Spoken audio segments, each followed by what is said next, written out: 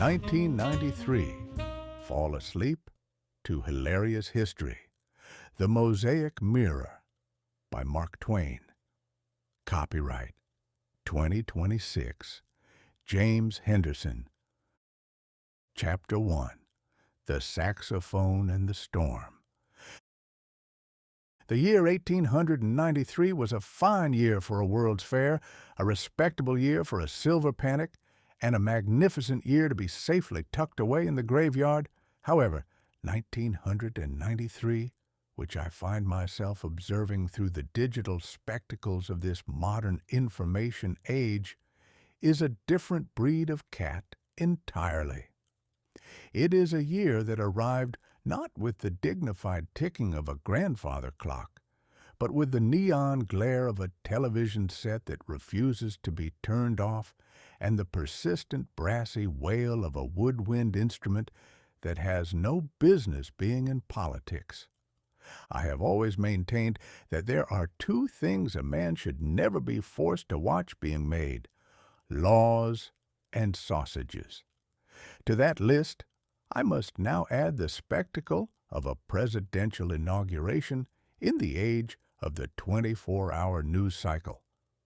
In my day, if a man won the presidency, he took a slow carriage to Washington, said a few words about the Constitution that nobody could hear over the wind, and then spent the next 4 years trying to figure out which of his friends was the least likely to steal the silver from the White House dining room. But in January of '93, we were treated to a spectacle that would have made P.T. Barnum blush with envy and perhaps take notes on the lighting. The man of the hour was one William Jefferson Clinton, a fellow from a town called Hope, Arkansas. Now, I have spent a fair amount of time in Arkansas. It is a place where the mosquitoes are the size of barn swallows, and the humidity is thick enough to be sliced and served as a side dish. For a man to hail from a place called Hope is a stroke of branding genius that no New York advertising agency could ever improve upon. It suggests a certain rural purity, a barefooted optimism that smells of hay and Sunday school. In reality, I suspect the town was named Hope because that's the only thing the original settlers had left after they realized they'd stopped in a swamp. I observed the youthful energy descending upon Washington like a flock of well-dressed locusts. They called themselves baby boomers, a term that suggests they were born in an explosion and haven't quite stopped ringing since. There was a feeling in the air that the world was being handed over to the new generation. This is a sentiment that occurs every 40 years or so, usually right before the new generation discovers that the old generation left the plumbing in a state of terminal decay and the national treasury is primarily filled with "I owe us," written on the back of cocktail napkins. The centerpiece of this cultural coronation was the saxophone. Now, I have lived through many things. I have seen the invention of the telephone, the rise of the internal combustion engine, and the terrifying debut of the necktie. But the sight of a president of the United States donning dark glasses and blowing into a saxophone on a late-night variety show, as Mr. Clinton had done during the campaign, was enough to make a man wonder if the Republic hadn't finally decided to trade its dignity for a catchy rhythm. The saxophone is a strange, melancholy beast. It is a musical contradiction, a brass pipe with a reed, sounding like a clarinet that has spent too much time in a gin mill. To see the leader of the free world wailing away on it was a signal that the Gilded Age was truly dead. In my time, a politician's only instrument was his tongue, and he played it with the deliberate, heavy-handed grace of a riverboat captain navigating a sandbar. This new fellow, however, played the saxophone like he was auditioning for a life he liked much better than the one in the Oval Office. As the inauguration approached, the theme was hope. It was everywhere. It was on the banners, it was in the speeches, and it was likely being tattooed onto the hearts of every starry-eyed intern in the Capitol. Hope, I have found, is a marvelous campaign slogan, but it makes for a very difficult cabinet member to manage. Hope doesn't know anything about the price of wheat or the intricacies of Balkan diplomacy. Hope has a tendency to show up late to meetings and forget where it put the keys to the Federal Reserve. I watched as Mr. Clinton took the oath on that cold January day. He spoke of renewing America, a phrase that always strikes me as a bit like renewing a lease on a house that's currently on fire. He looked youthful, he looked earnest, and he looked like a man who was about to discover that Washington, D.C. is the only place on earth where people will stab you in the back and then ask for your autograph on the knife. The storm mentioned in our title was not merely the metaphorical whirlwind of political change, but a literal physical reminder from the heavens that man's grandest ceremonies are mere trifles. Shortly after the festivities, a great storm began to brew, the kind of meteorological tantrum that makes you realize the atmosphere has a very low opinion of human progress. But inside the halls of power, the storm was of a different nature. It was the storm of the first 100 days. Every president thinks he can change the world in 100 days. It's a charming delusion. It takes 100 days just to find out where the bathrooms are in the White House and which of the portraits in the hallway has the hidden cameras behind the eyes. Mr. Clinton arrived with a mandate for change, which is political speak for I have a lot of ideas that the Congress is going to enjoy strangling in their cribs. He brought with him a cabinet that was diverse, which in '93 meant it looked like a United Colors of Benetton advertisement. He wanted a government that looked like America. I reckon that's a noble goal, provided America looks like a collection of Rhodes scholars and high-powered lawyers who haven't had a decent night's sleep since the bicentennial. The most fascinating figure in this new court was, of course, the First Lady, Mistress Hillary. In my day, a First Lady was expected to pick out the china, look concerned during charity galas, and keep the president from wandering into the Rose Garden in his nightshirt. But this First Lady was a different creature entirely. She had a mind like a steel trap and a legal pedigree that made the Joint Chiefs of Staff look like a collection of bewildered toddlers.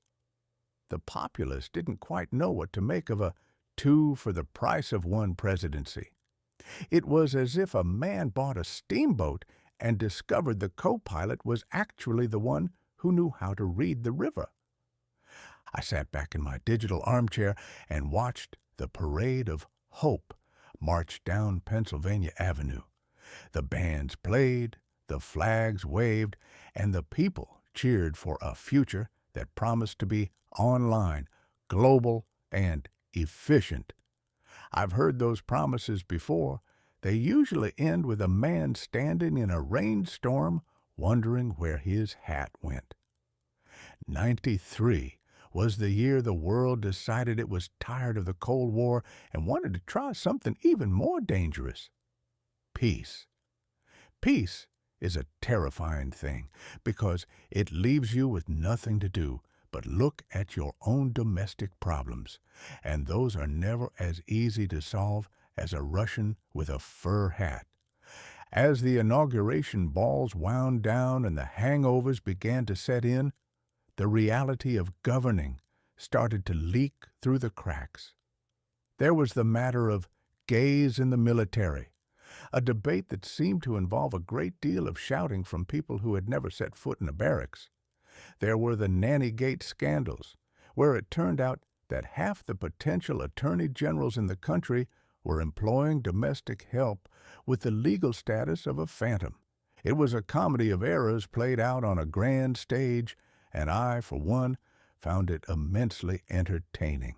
The man from Hope was learning that in Washington, hope is the first thing they take away from you at the security checkpoint. But for that one moment in January, with the saxophone echo still ringing in the rafters, the world felt young. It was a lie, of course. The world is as old as the hills and twice as tired, but it was a beautiful lie, told with a Southern accent and a charming smile. And as an old storyteller myself, I can respect a well-told lie, especially when it's set to the tune of Heartbreak Hotel. I watched the new Democrats take their seats, and I couldn't help but notice that while the faces were younger and the hair was fluffier, the greed was exactly the same vintage as it was in 1870. You can change the slogans, you can change the music, and you can certainly change the technology, but you cannot change the fact that a man in power is like a cat with a mouse. He's not entirely sure what he's going to do with it, but he's damn sure he's not going to let anyone else have a turn. And so, 1993 began. The saxophone played. The Illustrated London News of the Internet was being printed on digital screens, and the Mississippi River was quietly gathering its strength to remind everyone that nature doesn't give a lick about who won the election. I settled in, adjusted my spectral mustache, and prepared for the show. If this was the end of history, as some of the scholars were claiming, then history was going out with a very strange and hilarious whimper. I've always said that heaven for climate and hell for company, but 1993 seemed to be offering a bit of both right here on Earth. It was going to be a long year, and I suspected that by the end of it, Hope would be looking for a vacation and a very strong drink. Mark my words, when the youthful energy of a new administration meets the immovable object of a Washington bureaucracy, the resulting friction creates enough heat to melt the polar ice caps, or at least enough hot air to keep the city afloat for another decade. Welcome to 93. Keep your hands inside the boat and try not to believe everything you see on the visual internet. It's going to be a bumpy ride, and the saxophone player hasn't even reached the bridge of the song yet. Chapter 2. The Rumble Beneath the Towers. In my day, if you wanted to make a statement in New York City, you did it with a brass band, a scandalous editorial in the Herald, or by wearing a diamond stick pin the size of a pigeon's egg. If you were of a more explosive temperament, say an anarchist with a grievance against the Vanderbilt family or a personal distaste for the concept of gravity, you might construct what we called an infernal machine. This was usually a crude wooden box filled with gunpowder and rusty nails, designed to go off with a modest pop and perhaps singe the whiskers of a passing alderman. It was a local affair, a boutique brand of mayhem that rarely disturbed the tea service 3 blocks over. But February of 1993 brought with it a different sort of punctuation mark, a heavy, subterranean thud that signaled the arrival of a new, globalized brand of deviltry. It happened beneath the World Trade Center, those 2 massive silver exclamation points at the southern tip of Manhattan that seemed to have been built primarily to give the clouds something to bump into. I have always had a complicated relationship with tall buildings. In the Gilded Age, we thought a 10-story skyscraper was a daring provocation to the Almighty. We assumed that if man was meant to work 100 feet above the pavement, he would have been born with wings or, at the very least, a much better insurance policy. But these twin towers, standing 110 stories apiece, are less like buildings and more like vertical filing cabinets for the human race. They are monuments to the idea that if you can't expand the earth horizontally, you might as well stack your greed toward the heavens and hope the foundation holds. On the 26th of February, the foundation did more than hold. It groaned under the weight of a monumental stupidity. A group of fellows, whose devotion to their cause was matched only by their spectacular lack of architectural common sense, drove a yellow rental van into the subterranean parking garage. Now, I have spent a lifetime observing the criminal classes, and I have found that the rental van is the preferred chariot of the modern scoundrel. It is anonymous, it is spacious, and it comes with a damage waiver that I suspect does not cover intentional demolition of a global financial landmark. Inside this van was a concoction of urea, nitrate, and hydrogen gas, a recipe that sounds more like a failed experiment in a high school chemistry lab than a weapon of war. These men, led by a fellow named Yusef, who likely possessed the sort of ego that requires its own zip code, believed that if they set off this blast in the basement of the North Tower, it would topple over like a giant redwood and knock the South Tower into the Hudson River. It was a plan of such breathtaking topographical ignorance that it almost bordered on the poetic. To think that one of those steel giants would simply fall over like a drunkard at a wedding suggests they had been watching far too many cartoons. A building of that size does not topple. It is anchored into the very bedrock of the island with enough steel to bridge the Atlantic. You could have hit it with a comet, and it would have likely just asked for a fresh coat of paint. The bomb went off at lunchtime, which is a particularly rude hour for a cataclysm. There is nothing that ruins a corned beef sandwich faster than a 1,200-pound blast of high explosives. The rumble was felt all the way to Wall Street, shaking the ticker tapes and causing many a stockbroker to wonder if the great crash had finally moved from the ledger to the architecture.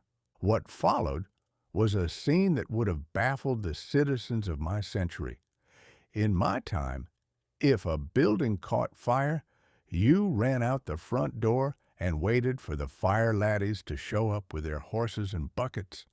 But in a 110-story tower, running out is an athletic endeavor that requires the stamina of a marathon runner and the patience of a saint. The elevators, those marvelous vertical bird cages that make modern life possible, stopped dead. The lights flickered and died, leaving thousands of people in a tomb of smoke-filled concrete. I watched through the flickering eye of the news cameras as the white-collar army began its long descent. Men in expensive suits and women in sensible heels, which are not at all sensible for a 1,200-step trek, began to shuffle downward in the dark. It was a strange democratic procession. In the dark, a senior vice president looks exactly like a mailroom clerk, especially when both are covered in a fine patina of soot and are sharing a single flashlight. There is something about a dark stairwell and a lingering smell of sulfur that strips away the pretenses of the Gilded Age. It took some of them 3 hours to reach the street. That is a long time to contemplate the fragility of a civilization that relies entirely on a steady supply of electrons and the structural integrity of a parking garage. The perpetrators were caught, of course, with a speed that would have made Pinkerton's head spin. They were undone by the very thing that makes the modern world so tedious: paperwork. One of the geniuses went back to the rental agency to ask for his $400 deposit back on the van.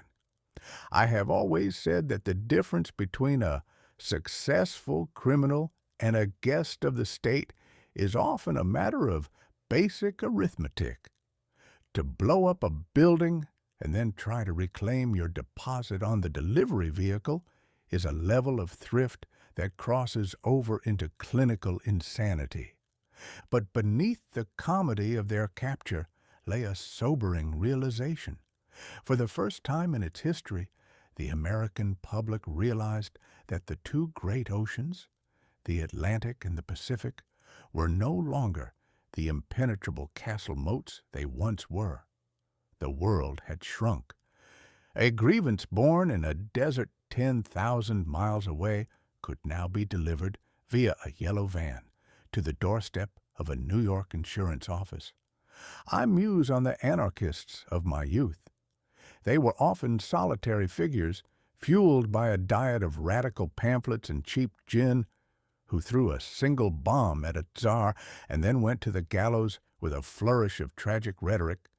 They were boutique terrorists. But these modern fellows are part of a franchise. They have access to high-grade chemistry, international bank accounts, and a manual of mayhem that can be shared across the wires of the Internet. They don't want to singe the whiskers of an alderman. They want to erase the skyline. The World Trade Center survived, of course. It shook off the soot, patched the hole in its belly, and went back to the business of moving imaginary money around the globe. But a new kind of shadow had been cast. It wasn't the shadow of the towers themselves, which, at sunset, stretch all the way to Jersey, but a shadow of the mind.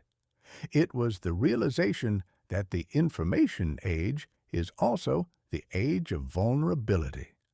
The more complex we build our hive, the easier it is for a single wasp to ruin the honey. I sat in the digital ether, watching the pundits on the television argue about border security and radicalization.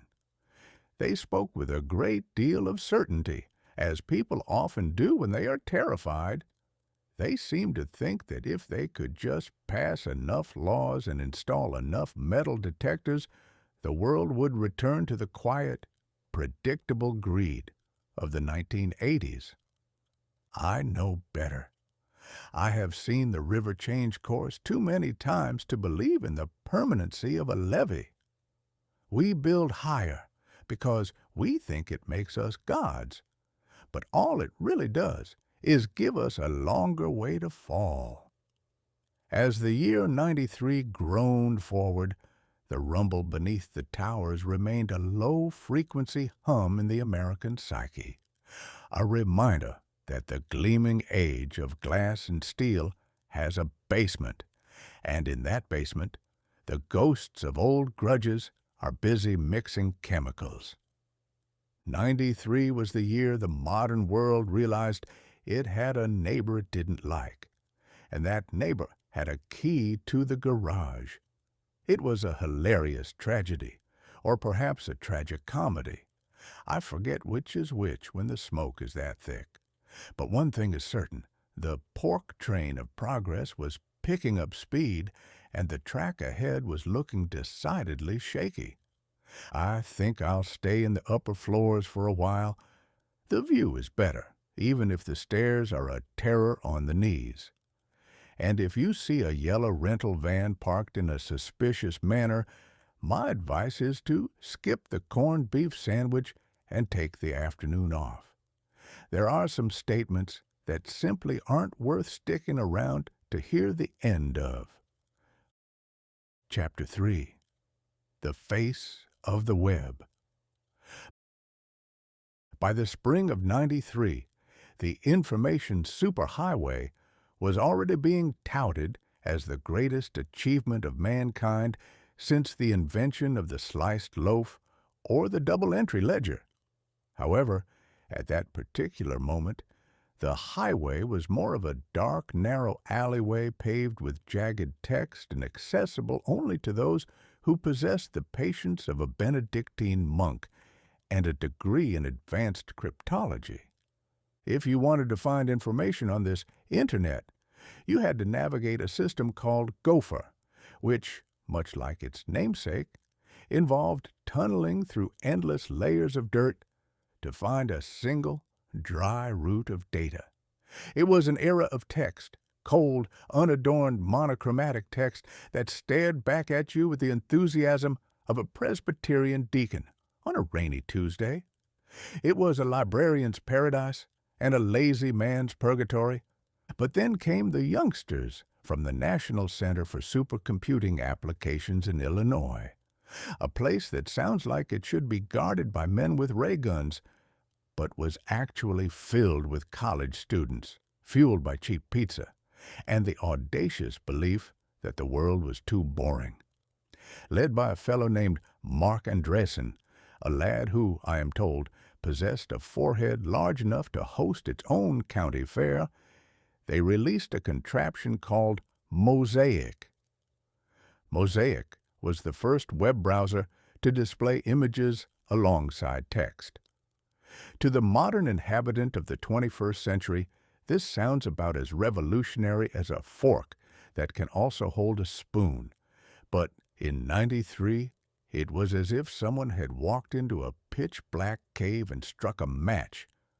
Suddenly, the World Wide Web had a face, and as I suspected from the start, it was a face that spent a great deal of time looking at things it shouldn't. Now, I have a long and storied history with the visual arts. I spent a king's ransom and a fair portion of my sanity trying to perfect the page compositor, a machine designed to set type with the precision of a master pianist. I believed that the future of civilization lay in the speed with which we could print the written word. I thought that if we could just get enough sentences into the hands of the common man, we could cure ignorance, end war, and perhaps even make the Congress of the United States a useful body. But Mosaic arrived and whispered a different, more seductive promise. Why read when you can look? I have always admired the Illustrated London News. It provided a certain dignity to the news of the day by accompanying it with a fine woodcut of a shipwreck or a dignified portrait of a duke who looked like he'd been carved out of a turnip. But Mosaic was the Illustrated London News of the digital age, only without the woodcuts and with a terrifying capacity for infinite expansion. The moment the first image tag was coded into the fabric of the web, the fate of the human intellect was sealed. I watched as people who had previously used their computers to calculate the trajectories of planets or the interest on a mortgage suddenly became paralyzed with wonder at a grainily rendered photograph of a puppy. It was a digital police gazette, offering the visual thrills of the world to anyone with a modem that shrieked like a banshee and the fortitude to wait 10 minutes for a single picture to download. This downloading is a fascinating modern ritual. In my day, if you wanted to see a picture of a cathedral, you went to the cathedral, or at least bought a postcard. In '93, you sat in a dark room and watched as a photograph of a cathedral slowly manifested on your screen, one agonizing line at a time, from the top down. It was like watching a ghost materialize through a heavy fog. You'd see the tip of a spire, then a bit of a gargoyle, and just as the grand entrance was about to appear, the telephone line would crackle, the connection would sever, and you'd be left with nothing but a half-finished roof and a sense of profound spiritual emptiness. I expressed my concerns to the digital spirits who haunt my current residence.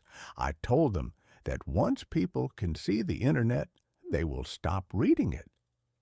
The written word requires an effort of the imagination. You must build the world inside your own head using the bricks the author provides. But a picture, well, a picture is a finished product. It saves you the trouble of thinking. And if there is one thing the human race loves more than money, it is being saved the trouble of thinking. I feared that the information superhighway was about to become a distraction drag strip. If a man is reading an essay on the economic causes of the silver panic, he is a scholar. But if that same man is interrupted by a clickable icon that promises a visual tour of the world's largest cabbages, he is a lost soul. I have seen the way men's eyes glaze over when they are presented with a shiny object. Mosaic wasn't just a browser. It was a digital rattle designed to keep the human infant occupied while the real business of the world went on elsewhere. Furthermore, there was the matter of personal home pages. With Mosaic, any fellow with a keyboard and a surplus of ego could create his own page on the World Wide Web. In my century, if you wanted to tell the world about your collection of dried beetles or your theories on the afterlife, you had to hire a printer, buy the paper, and find a way to distribute the resulting pamphlet without being pelted with rocks. In '93, you simply uploaded your nonsense to a server, and suddenly the entire world, from Vladivostok to Vicksburg, could see your collection of beetles in full, glorious, low-resolution color. It was the birth of the global village, but it seemed that the village was primarily composed of its idiots. The youngsters at Illinois didn't see it that way, of course. To them, Mosaic was a tool of liberation. It was democratizing information. That is a fine phrase. It's the kind of phrase that gets you a standing ovation at a commencement ceremony. But democratizing information also means that the truth now has to compete for attention with 1 million illustrated London news, parodies, and photographs of people's cats. I remember thinking that if I had had Mosaic when I was writing The Innocents Abroad, I could have simply uploaded a picture of the Sphinx and stayed in the hotel bar. But then the world would have missed out on my descriptions of the Sphinx's majestic indifference, and the world would be a poorer place for it.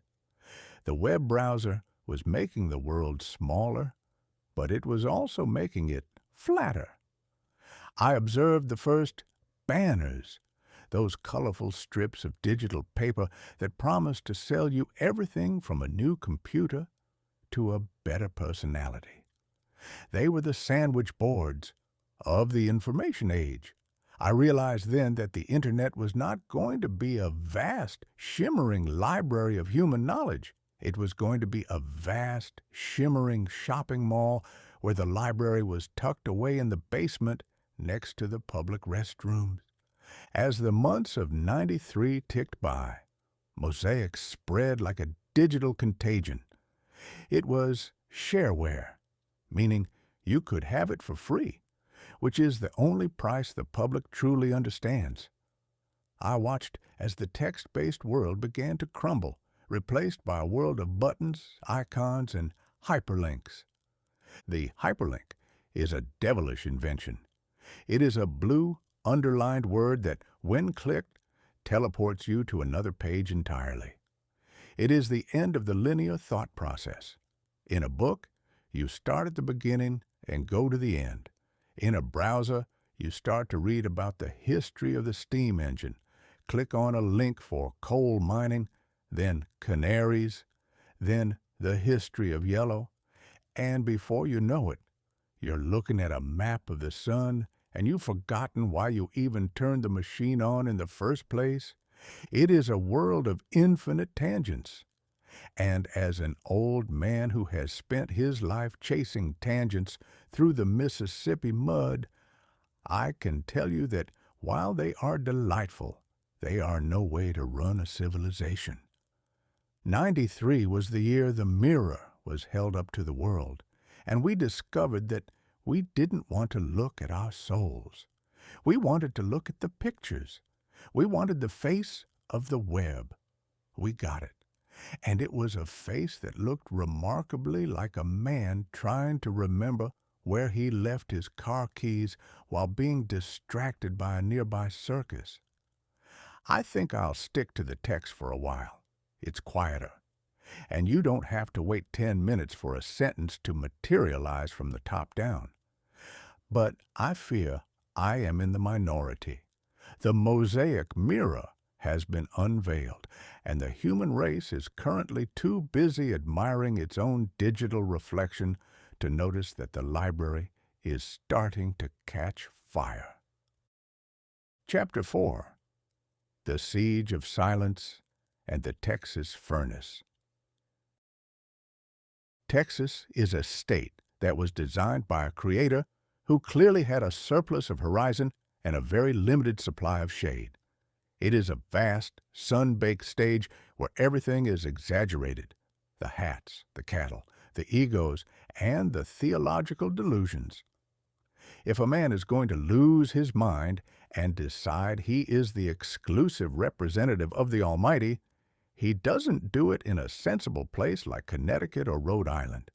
He goes to Texas, where there is enough room for his madness to stretch its legs and perhaps build a fortified ranch. In the spring of '93, a patch of dirt near a town called Waco became the center of the known universe. It was there that a fellow named David Koresh, born Vernon Howell, a name that suggests a quiet life fixing carburetors rather than opening the 7 seals of the apocalypse, had gathered a flock of Branch Davidians. Now, I have spent a lifetime studying the prophet industry. It is one of the oldest and most reliable rackets in human history. It requires only 3 ingredients: a dusty location, a collection of people who feel the world has treated them shabbily, and a leader with enough charisma to convince them that he has a private, unlisted telephone line to the creator of the universe. I watched the unfolding drama through the flickering eye of the television, and I realized that we were witnessing a collision between 2 of the most dangerous forces on earth: religious fervor and government bureaucracy. When these 2 titans clash, common sense usually packs its bags and catches the first train out of town. On one side, you had Koresh, a man who had traded his rock and roll guitar for a messianic complex.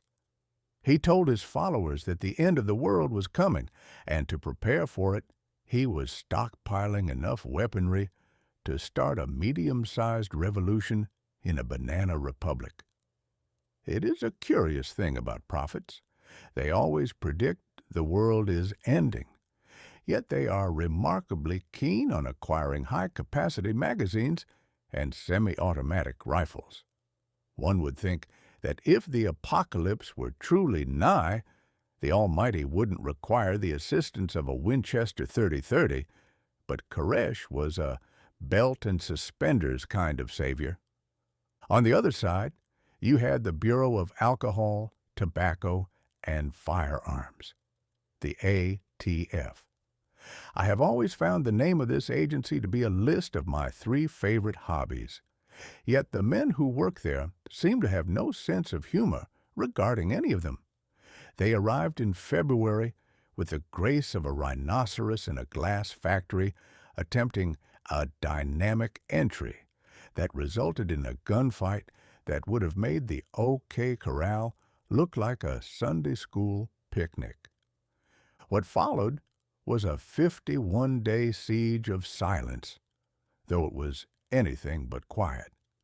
It was a standoff between a man who thought he was the Lamb of God and a government that thought it was the shepherd, and both sides were armed to the teeth. The Federal Bureau of Investigation took over, and they brought with them all the modern psychological tools of the information age. They decided that the best way to deal with a group of religious zealots who believed they were in the end times was to play loud music at them 24 hours a day. I have lived through the invention of the phonograph, but I never imagined it would be used as a weapon of war. They blasted the compound with the sound of Nancy Sinatra's "These Boots Are Made for Walking," the screams of rabbits being slaughtered, and the theme song from Barney the Dinosaur. I tell you, if that doesn't make a man want to surrender, he is either truly a saint or stone-cold deaf. I suspect that even the devil himself would have come out with his hands up after the third hour of a purple dinosaur singing about "I love you, you love me." It was a psychological experiment designed by a committee of sadists and carried out by men who had clearly never spent a quiet afternoon in a library. I sat in my spectral chair and pondered the absurdity of it all. Here was a government that could split the atom and put a man on the moon, yet they were trying to resolve a theological dispute using a collection of loudspeakers and a heavy-duty tank. They treated the Branch Davidians like a mathematical problem to be solved, forgetting that a man who believes he is fighting for his eternal soul does not care about your logistics or your containment perimeter. The media, of course, was there in force.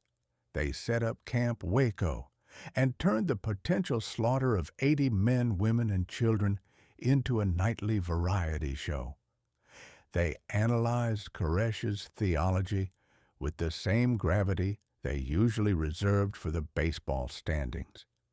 They interviewed cult experts who spoke with a great deal of certainty about things they couldn't possibly know. It was a carnival of the macabre, a Gilded Age spectacle dressed up in 93's polyester finery. Koresh, meanwhile, spent the time writing interpretations of the Book of Revelation. I have read that book. It is a fever dream of dragons, trumpets, and bowls of wrath, the kind of literature that is best handled by people with a steady temperament and a solid grip on reality.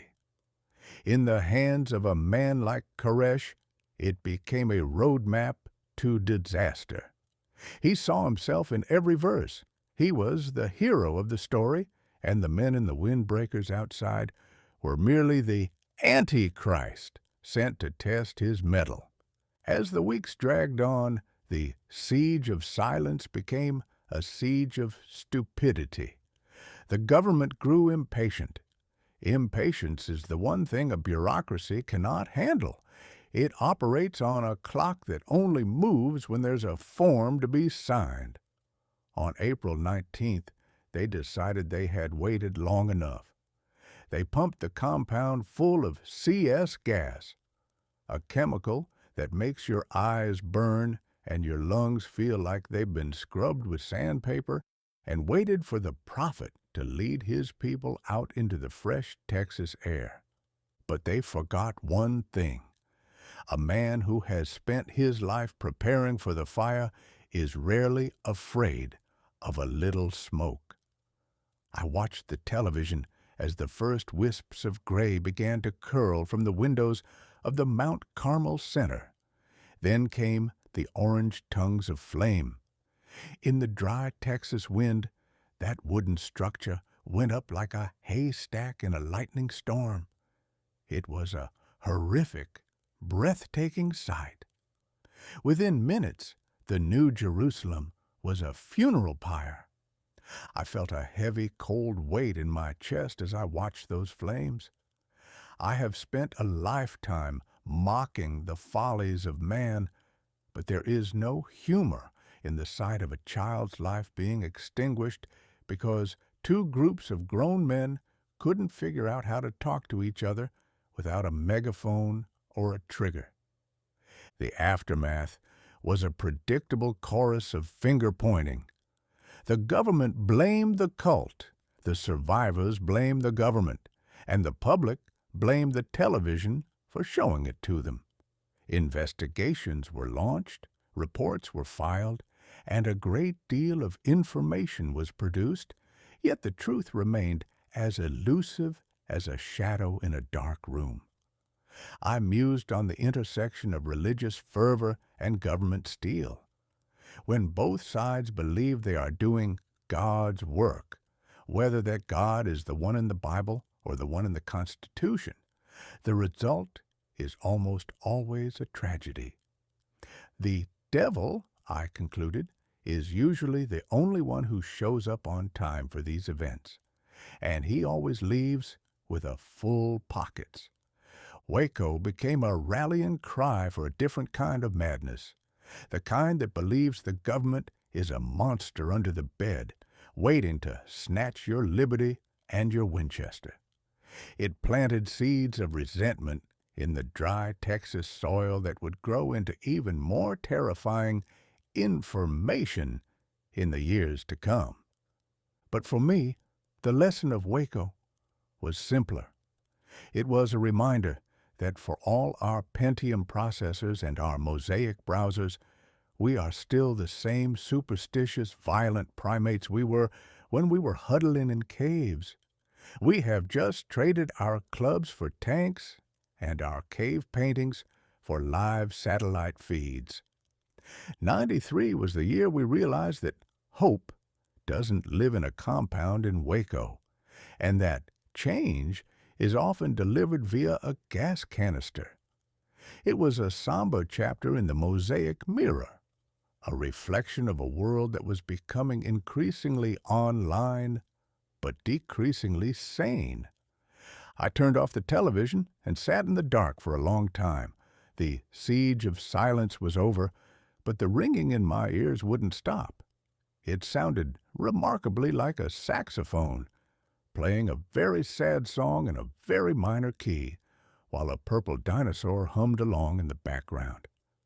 Texas is a big place, but on that day it felt very small, and the world, for all its information, felt remarkably ignorant of the simple fact that you cannot bring peace with a flamethrower, and you cannot find God in a rental van full of explosives or a compound full of grievances. Next time, I think I'll write about something lighter, like the Pentium chip or a movie about dinosaurs. At least those monsters are made of math and light, and they don't leave a hole in your soul when the credits roll. Chapter 5. The 586 Evolution, Naming the Ghost in the Machine. It has been my observation that the human race is never quite satisfied with the speed at which it can make a fool of itself. In my day, we were content to let a rumor travel at the speed of a galloping horse, or, if the news was particularly scandalous, the pace of a steam-powered printing press. But in the year of our Lord 1993, the information age decided that even the speed of light was beginning to feel a bit sluggish. The culprit behind this sudden rush to the finish line was a small square sliver of silicon birthed in the laboratories of the Intel Corporation, a device they saw fit to name the Pentium. Now, before we delve into the mechanical wizardry of this little wafer, we must discuss the name. For years, the masters of the digital realm were content to name their inventions with the soul-crushing precision of a tax auditor. We had the 8088, the 286, the 386, and the 486, It was a numerical progression that even a congressman could follow, but as it turns out, you cannot trademark a number. The courts decided that a number belongs to the public, much like the air or the common cold. Intel, realizing that any 2-bit competitor could slap 486 on a box and sell it to an unsuspecting public, decided they needed a name with more pizzazz, a word that usually precedes a significant increase in price and a decrease in actual utility. They settled on Pentium. I have spent a good deal of time pondering this word. To my 19th century ears, Pentium sounds like a brand of liniment you'd rub on a prize stallion's hocks, or perhaps a high-priced sanatorium where wealthy widows go to recover from the vapors. It has a pseudo-Latin dignity to it, derived from the Greek pente, meaning 5. I suppose we should be grateful they didn't name it the sextium, as that would have likely caused a moral panic in the Midwest and led to several awkward conversations at the dinner table. This Pentium was the 586, the next step in the evolution of the digital brain. It was packed with 3,100,000 transistors. To give you some perspective, my infamous page compositor, the mechanical typesetting marvel that cost me my fortune and several years of my sanity, had about 18,000 parts. It was as large as a locomotive and had the temperament of a prima donna with a toothache.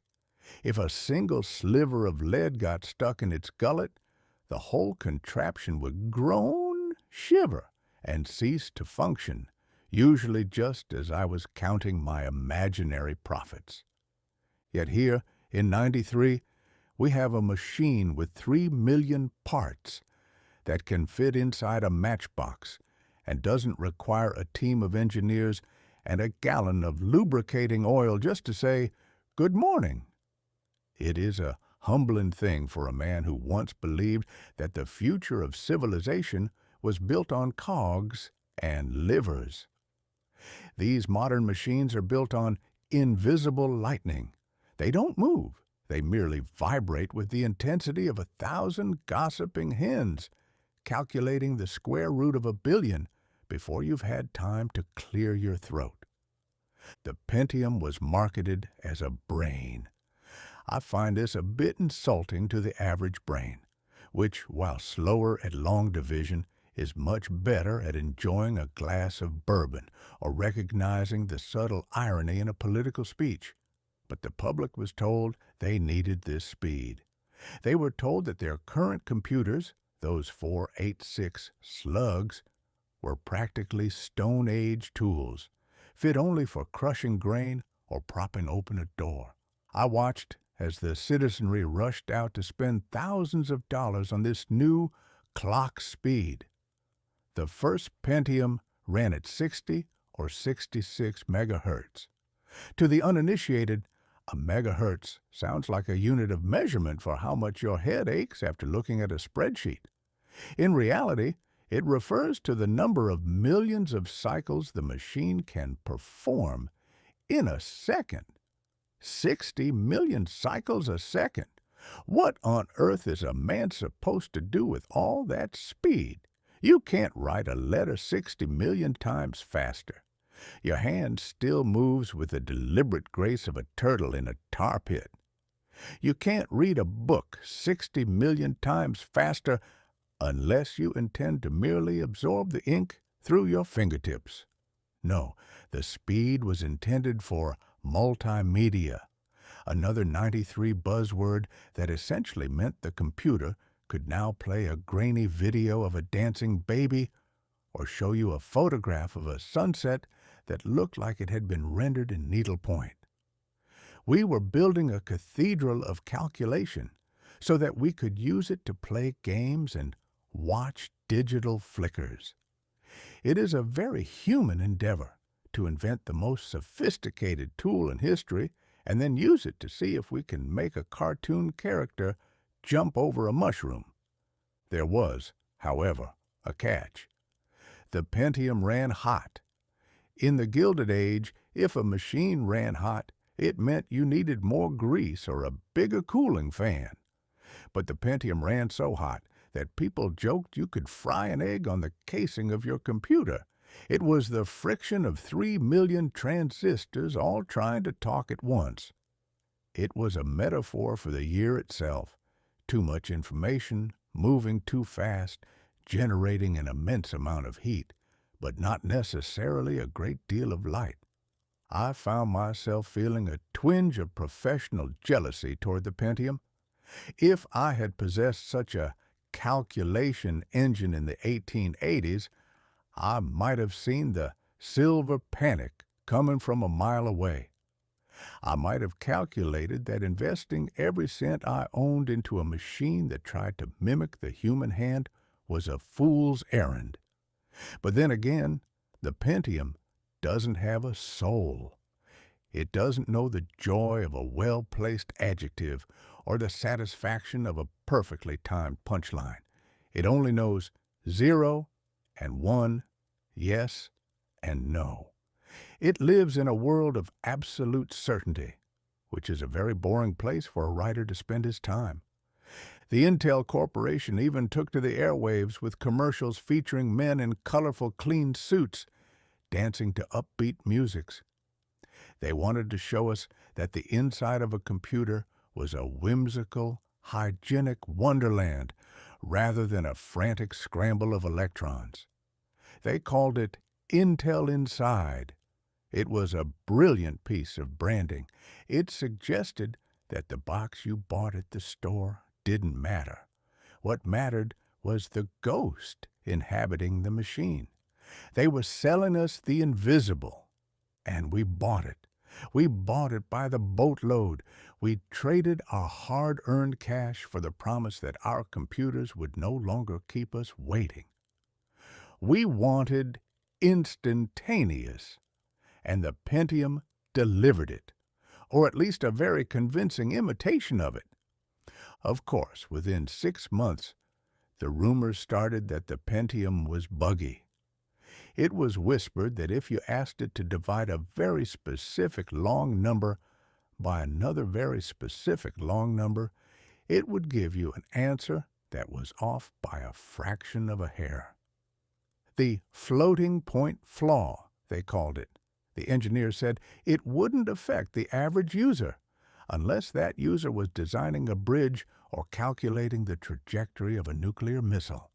For the man writing a grocery list or playing solitaire, the flaw was irrelevant, but the public was outraged. They had paid for perfection. They had paid for a brain that was better than their own. To find out that their $3,000 machine couldn't do second-grade math with absolute precision was a blow to the national ego. It reminded us that even when we build a god out of silicon, it still has a bit of human fallibility baked into its crust. I laughed until my spectral sides ached. There is nothing more delightful than watching a perfect machine stumble over a simple division problem. It proves that the universe has a sense of humor, and that the information age is just as prone to the oops and blunders of my own century. 93 was the year we gave the machine a name and a personality. We invited the Pentium into our homes, sat it on our desks, and let it start managing our lives.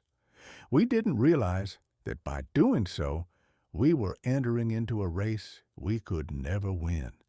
For every time the clock speed doubles, our own human capacity to keep up stays exactly the same. We are still the same slow, thoughtful, muddled creatures we were when we were scratching on slate. The Pentium was a marvelous achievement, no doubt. It was a testament to the ingenuity of the youngsters in the clean suits. But as I watched the pork train of progress barrel down the tracks, I couldn't help but think that we were spending a lot of money to get to a destination that nobody had bothered to define. We had the speed, we had the name, we had the intel inside. Now, all we needed was something worth calculating. And as the year 93 rolled on, it seemed the world was more than happy to provide plenty of problems for the Pentium to chew on, even if it did get the answer wrong every once in a long while. I'll keep my pen and paper, thank you. They don't run hot.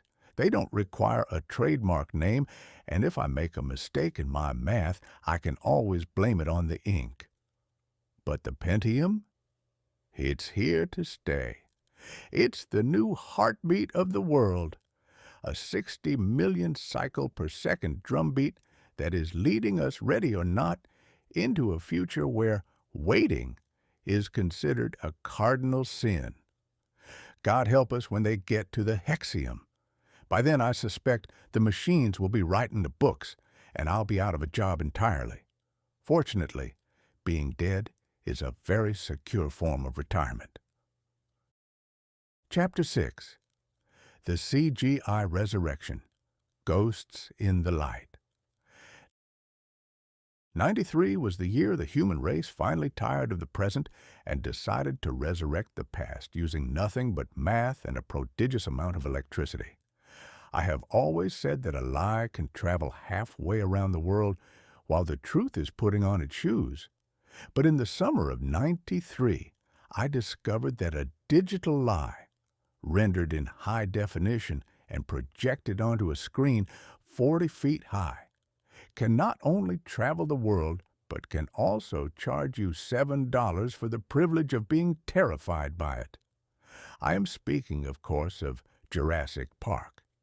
Now, I have a long-standing appreciation for the humbug. I lived through the era of P.T. Barnum, a man who could take a mummified monkey's head, stitch it to a fish's tail, and convince half of Manhattan they were looking at a Fiji mermaid. That was honest-to-God American salesmanship. It required a physical object, a dim light, and a healthy dose of the spectator's own imagination. But what Mr. Steven Spielberg and his band of digital sorcerers did in 93 was something altogether more sinister. They removed the need for the imagination entirely. They built monsters out of pixels, a word that sounds like a breakfast cereal for fairies, but is actually the smallest unit of a digital deception. I found myself sitting in a darkened theater, surrounded by the smell of buttered air and the sound of 1,000 people chewing on corn kernels with the rhythmic intensity of a locust plague. In my day, a moving picture was a flickering, jittery affair that looked like a dream had by a man with a bad fever. But this was different. This was a CGI resurrection. The return of the terrible lizards. The premise of the story is one that I found remarkably familiar. A wealthy eccentric, a fellow named Hammond, who possesses the grandfatherly charm of a man about to sell you a bankrupt railroad, decides to play God on a tropical island. He extracts the blood of dinosaurs from ancient mosquitoes trapped in amber. It is a marvelous piece of scientific gobbledygook. I've seen men in Nevada mines sell shares in invisible silver with less conviction than these actors displayed while talking about cloning. But the science was merely the dressing for the main course, the beasts themselves. I shall never forget the moment the Tyrannosaurus Rex stepped onto the screen. In the Gilded Age, if you wanted a monster in a play, you hired a tall man in a lizard suit or perhaps painted a very large dog and hoped it didn't bark at the audience. The result was always a bit pathetic, a mechanical terror that reminded you more of a malfunctioning clock than a predator. But this T-Rex, this was a ghost of math. It did not move like a machine. It moved with a terrifying liquid grace. It had weight. When it stepped, the theater shook, and for a moment, I forgot I was a man of the 19th century observing a digital projection. I felt that old primal urge to climb a tree and stay there until the 20th century was over. It is a strange thing to be a mechanical man myself, a consciousness built of logic and data, and to look upon these creatures. I realize that while I am a ghost in the machine, they are ghosts of the machine. They have no bones, no blood, and no breath. They are merely the result of 3 million Pentium cycles, calculating how light should bounce off a scaly hide in the rain. Yet they looked more alive than the politicians I'd watched in Washington just months prior. At least the T-Rex was honest about its intention to eat you.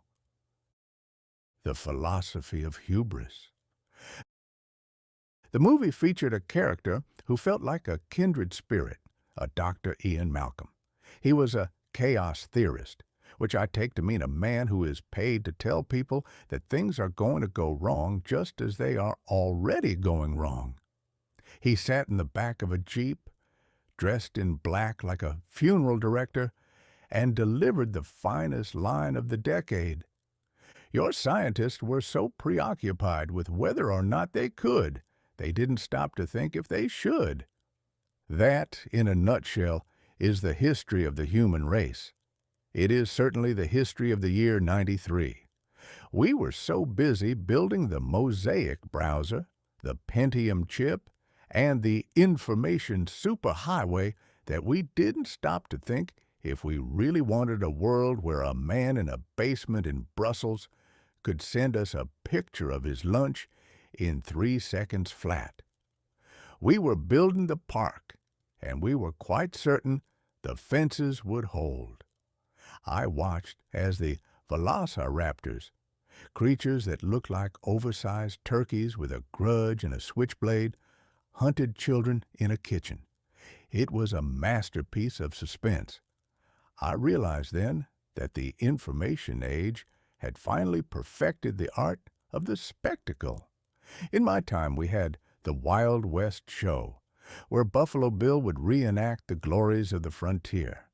It was grand, it was dusty, and it was mostly true.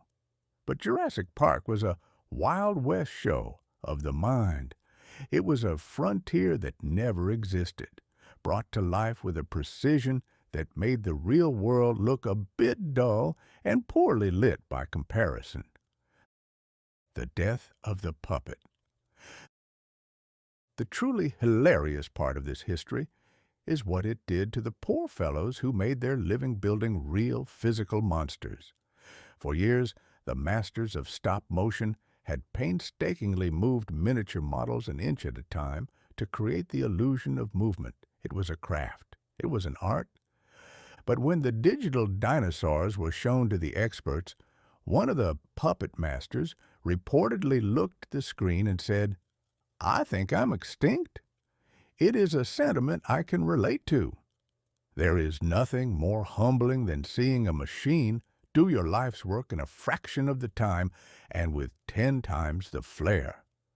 I suspect that somewhere, in a dusty corner of a Hollywood warehouse, there is a giant mechanical T-Rex that cost $1 million, currently serving as a very expensive coat rack, because it simply couldn't compete with a math ghost. 93 was the year we traded the puppet for the pixel. We decided that we no longer needed to touch the monsters to believe in them. We were content to let the computer tell us what terror looked like. The Dinomania pandemic. The result of this film was a global pandemic of dinomania. Suddenly, every child in America was an expert on the Cretaceous period, a time I previously thought was named after a particularly dull brand of cracker. You couldn't buy a box of cereal or a gallon of gasoline without being offered a plastic triceratops.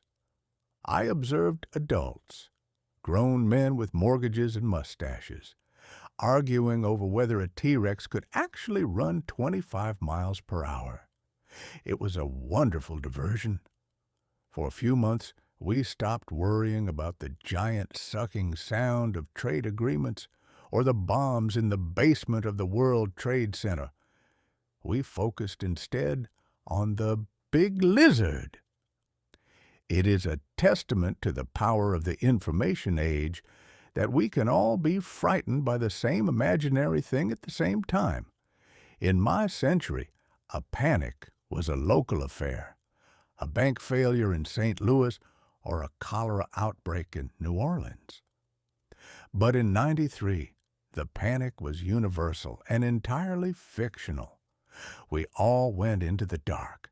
We all saw the water ripple in the glass, and we all screamed when the lawyer got eaten off the toilet. It was the ultimate communal humbug. A reflection from the digital porch. As I look back on that summer, I realized that Jurassic Park was the true inauguration of the 21st century. It taught us that the real was no longer the gold standard. We were entering an era where the simulated was not only good enough, but was actually better than the real thing. The Mississippi River is real, but it's muddy, unpredictable, and occasionally smells of dead fish. The digital dinosaur is clean, perfectly lit, and does exactly what the director tells it to do. We were choosing the Mosaic mirror over the window. We were falling in love with the light on the screen. I sat on my digital porch and thought about those dinosaurs. They were magnificent, they were terrifying, and they were entirely hollow. They were the perfect icons for a year that was beginning to feel a bit hollow itself, a year of hope that was meeting reality, and a year of information that was rapidly turning into entertainment. I think I'll go back and watch the scene where the T-Rex roars again. There is something comforting about a monster that doesn't try to sell you a Pentium chip or explain the intricacies of NAFTA. It just wants to eat you. In a world of digital complexity, that kind of simplicity is almost refreshing. 93. The year we brought the dead back to life, only to find out they were much more interesting than the living. It's a hilarious bit of history, provided you're not the one in the Jeep. Next time, I'll tell you about the Great Flood. It wasn't made of pixels, and it didn't care about chaos theory. It just cared about the mud. And as any old river pilot can tell you, the mud always wins in the end. Chapter 7. The Great Flood of '93. The Mud versus the Modem. If there is one thing I have learned from a lifetime of navigating the shifting sandbars and treacherous whims of the Mississippi River, it is that the water does not care about your politics, your Pentium processors, or your high-flown notions of human progress. A river is a majestic, wandering, and entirely lawless entity that views a levee with the same mild amusement a grizzly bear views a "Do Not Disturb" sign on a tent. In the summer of 1883, I wrote about the river's habit of shortening itself, of straightening out, and throwing a man's property into the next county, without so much as a "by your leave." I thought then that we had seen the worst the Father of Waters could offer. But in the summer of 1993, the river decided to hold a reunion tour, and it brought along its equally temperamental cousin, the Missouri, for a dual performance that left the information age looking remarkably damp and foolish. The sky that forgot how to stop. It began with the rain. Now, rain in the Midwest is usually a sensible affair. a localized tantrum that clears the air and gives the farmer something to complain about over coffee. But in '93, the sky appeared to have suffered a mechanical failure. The clouds parked themselves over the grain belt and stayed there, weeping with a persistence that would have made Noah reach for his carpentry tools. By June, the ground was no longer ground. It was a saturated sponge that had given up the ghost. Every creek, every gully, and every drainage ditch was gurgling with a sinister ambition. And they all had one destination in mind, the Great Valley. I observed this from my digital perch with a sense of grim familiarity.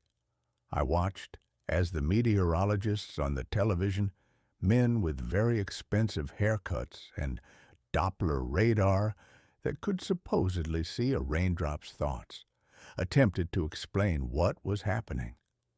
They spoke of atmospheric blocks and jet streams, using the language of science to mask the fact that they were witnessing a good, old-fashioned biblical walloping.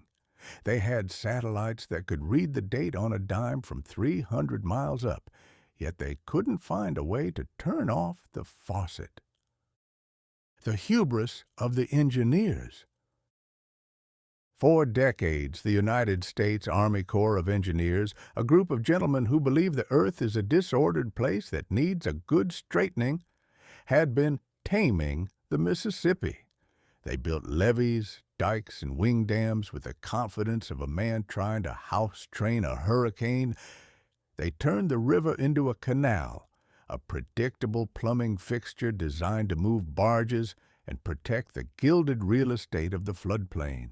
I have always maintained that trying to control the Mississippi with a dirt wall is like trying to keep a tiger in a bird cage made of string.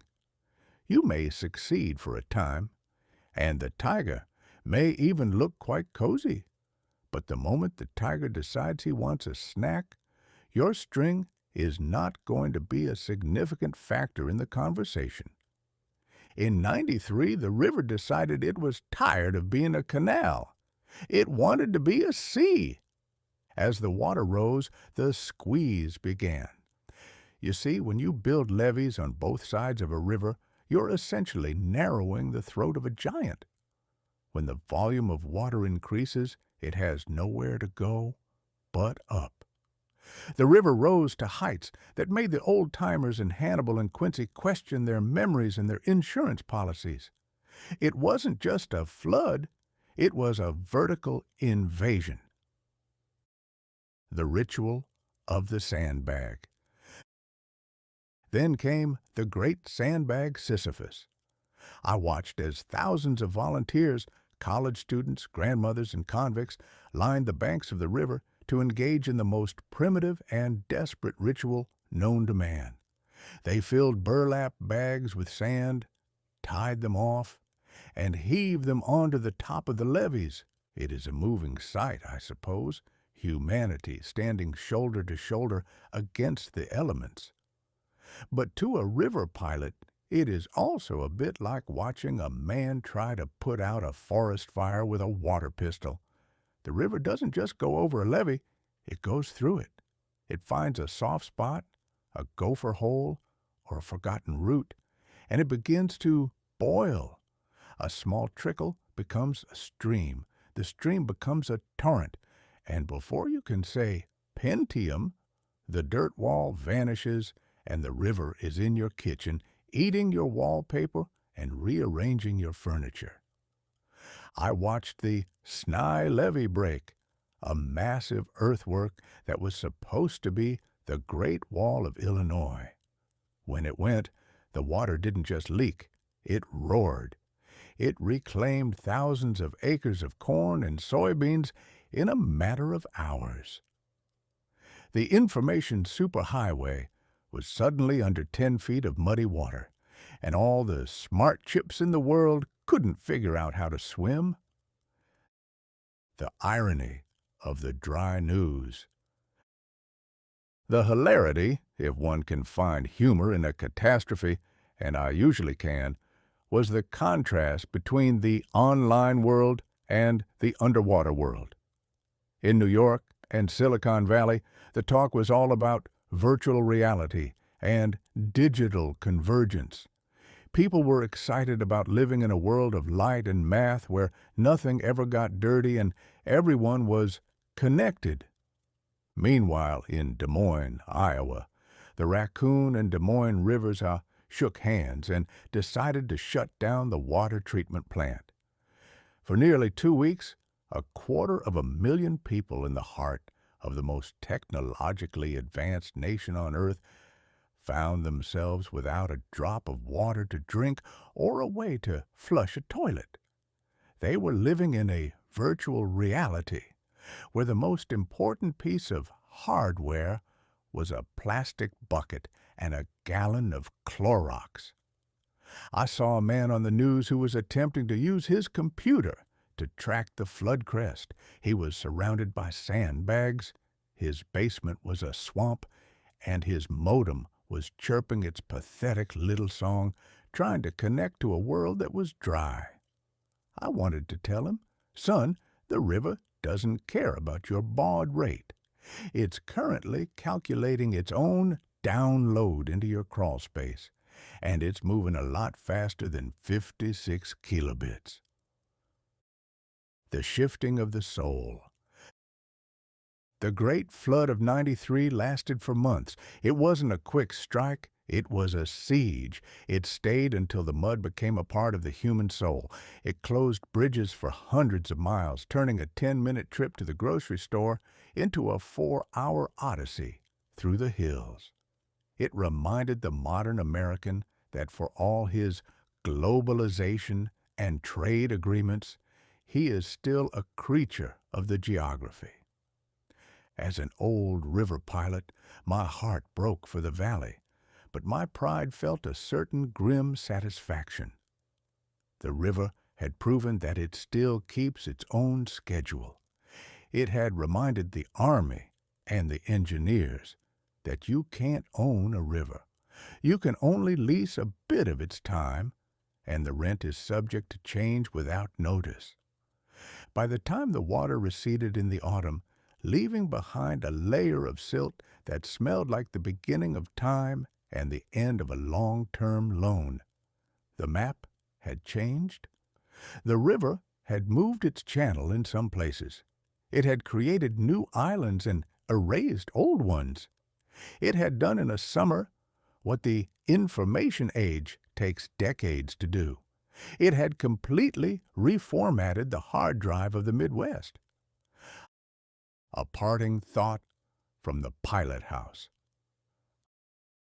I sat back and watched the Mosaic mirror reflect the aftermath, the ruined crops, the broken homes, and the politicians promising that they would build better, stronger levees so this would never happen again. I laughed a long, quiet, ghostly laugh. Man's memory is a short and fragile thing, easily erased by a few years of dry weather and a rising stock market. They will build the levees higher, they will install more Doppler stations, and they will go back to believing that they have tamed the tiger. But the river is patient. It has been flowing since before the first pente was counted, and it will be flowing long after the last pentium has been turned into a paperweight. It is the only truly global network, and it doesn't need a browser to find you. '93 was the year we learned that high tech is no match for high water. It was a hilarious, heartbreaking, and muddy chapter in our history. A reminder that while we may be online, we are still very much on land, and the land belongs to the water. Next time, we'll talk about Mistress Ruth Bader Ginsburg and the Supreme Court. At least there, the steel is a bit more reliable than a mud bank in Missouri, though the fog of law can be just as thick as any river mist I ever navigated. Chapter 8. The Notorious RBG, Steel Wrapped in Lace. If there is one place on God's green earth that is more resistant to the passage of time than a Mississippi mudflat, it is the Supreme Court of the United States. It is a place where the atmosphere is thick with the scent of old parchment, stale tobacco, and the crushing weight of several centuries of contradictory opinions. In my day, the court was a collection of gentlemen who looked as though they had been carved from the very mahogany they sat behind, gray-bearded, solemn-eyed, and possessed of the unwavering belief that the world began and ended with the Magna Carta. To enter that chamber was to leave the Gilded Age or the Information Age at the door and step into a realm where a brief was 40 pages of incomprehensible Latin and where progress was measured by the speed at which a glacier might decide to take a nap. But in the summer of 1993, a sudden and decisive breeze blew through those marble halls. It didn't arrive with a thunderclap or a brass band. It arrived in the person of a diminutive woman with a quiet voice, a formidable intellect, and a collection of lace collars that would soon become the most terrifying fashion statements in American history. The seat of Byron Whizzer White. The year began with the retirement of Justice Byron White. Now, Mr. White was known in his youth as Whizzer, a nickname he earned on the football field. I have always found it delightful when a man of high judicial standing carries a nickname that sounds like a character from a penny dreadful or a particularly energetic brand of laundry soap. One imagines the Chief Justice leaning over and saying, "Now, Whizzer, what's your take on the Commerce Clause?" And it immediately lends the proceedings a certain whimsical charm that they otherwise desperately lack. With Whizzer departing the field, President Clinton, the saxophone-playing man from Hope, needed a replacement. He spent a great deal of time deliberating, which in Washington means he talked to 1,000 people who all told him something different until he was thoroughly confused. He considered governors, he considered senators, and he likely even considered the fellow who delivered the White House pizzas, provided the man had a decent grasp of the 14th Amendment. But finally, he settled on Ruth Bader Ginsburg, the tiny Titan. When Mistress Ginsburg was introduced to the public, the first thing everyone noticed was her stature. She was a small woman, possessed of a bird-like delicacy that made one want to offer her a chair and a cup of tea. She didn't look like a giant of the law. She looked like a librarian who might gently chide you for returning a book with a dog-eared page. But as I have often observed, it is a grave mistake to judge a package by its dimensions. A stick of dynamite is also a small package, yet it has a remarkable capacity for rearranging the landscape. Ruth Bader Ginsburg had spent her career as a legal pioneer, fighting for the radical notion that women were, in fact, people under the eyes of the law.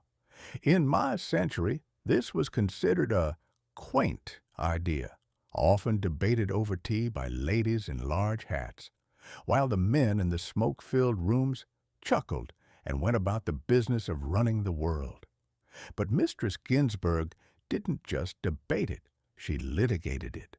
She took the Constitution, a document written by men in powdered wigs who were largely preoccupied with the price of tea and the location of the nearest tavern, and she began to show the world that we, the people, wasn't meant to be a private club for the bearded and the be-trousered.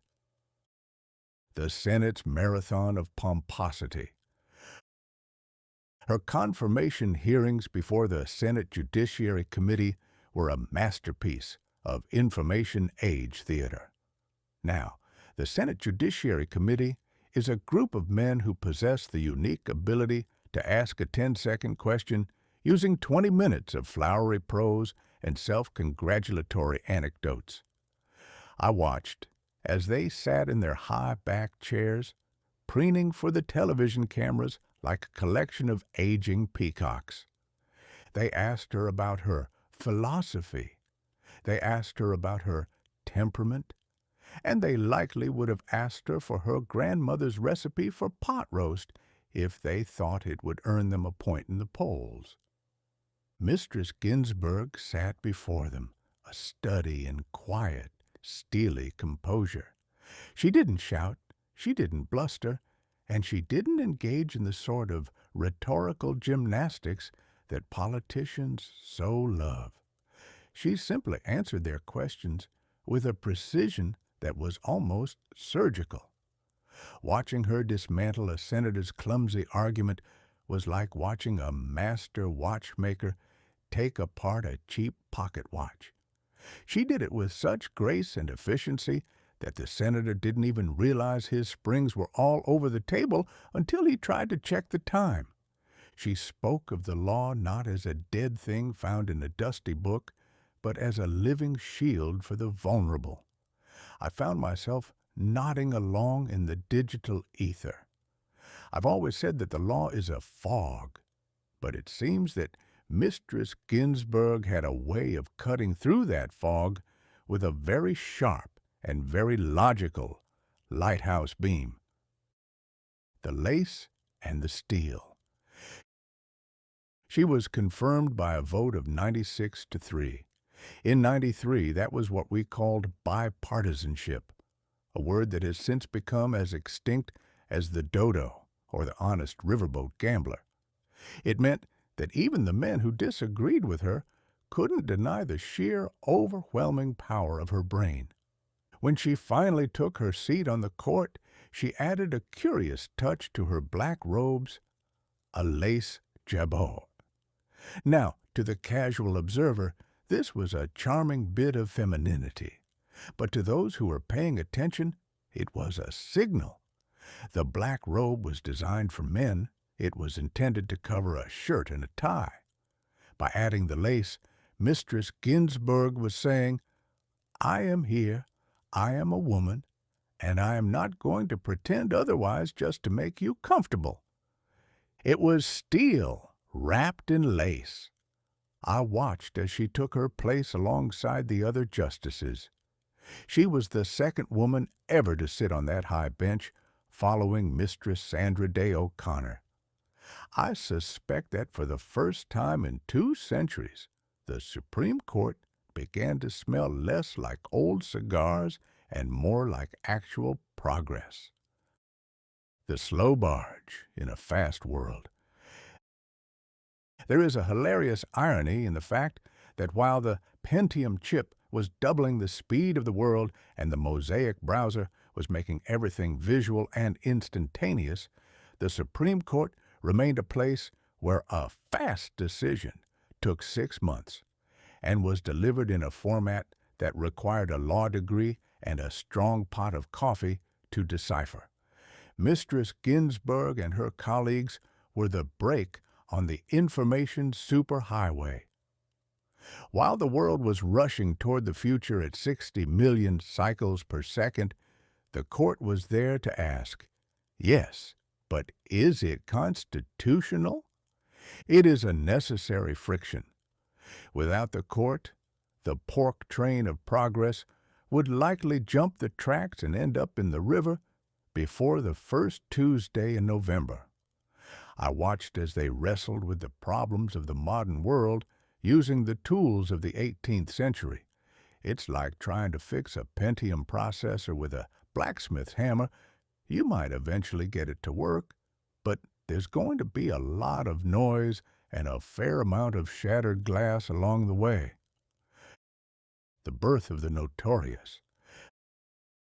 Though the nickname The Notorious, RBG, a play on a popular rap singer of the era, the Notorious B.I.G., would not arrive for another couple of decades, The seeds were planted in '93. You could see it in the way she carried herself. She wasn't there to be a decoration. She was there to be a dissenter when necessary. A dissent is the highest form of legal literature. It is the judge saying to his colleagues, "You are all spectacularly wrong, and here are 25 pages explaining why, for the benefit of future generations who will hopefully have more sense than you do." Mistress Ginsburg would become a master of the dissent. She would wear a specific dissenting collar to signal her displeasure, a piece of jewelry that struck more fear into the hearts of the status quo than a summons from the Internal Revenue Service. A reflective puff on a spectral cigar.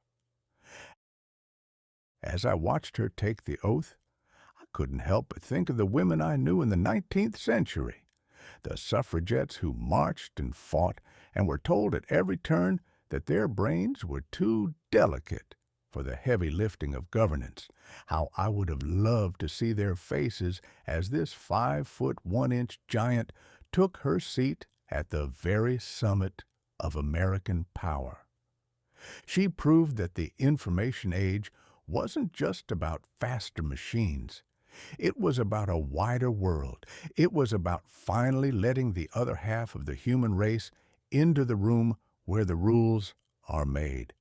'93 was the year the Supreme Court got a bit more notorious and a lot more interesting.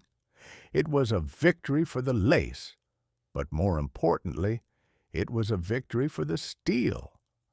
I settled back into the digital shadows, feeling a bit more optimistic about the Republic.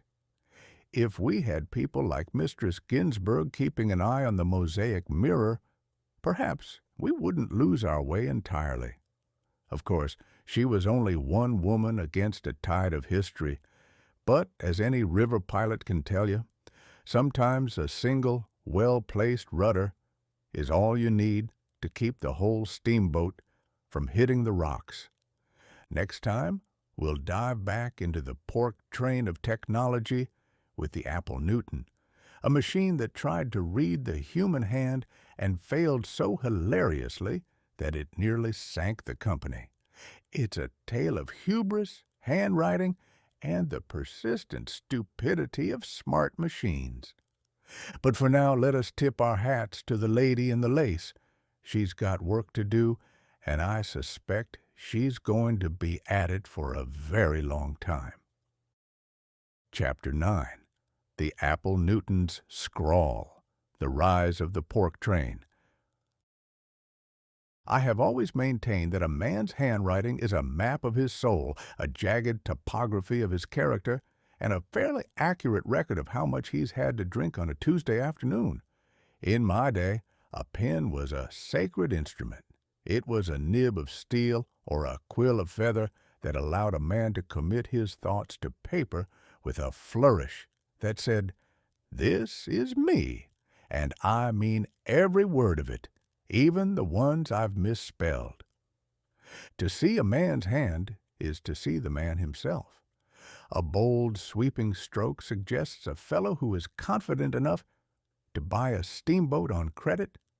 A cramped, pinched script suggests a man who would sue his own grandmother over a disputed nickel.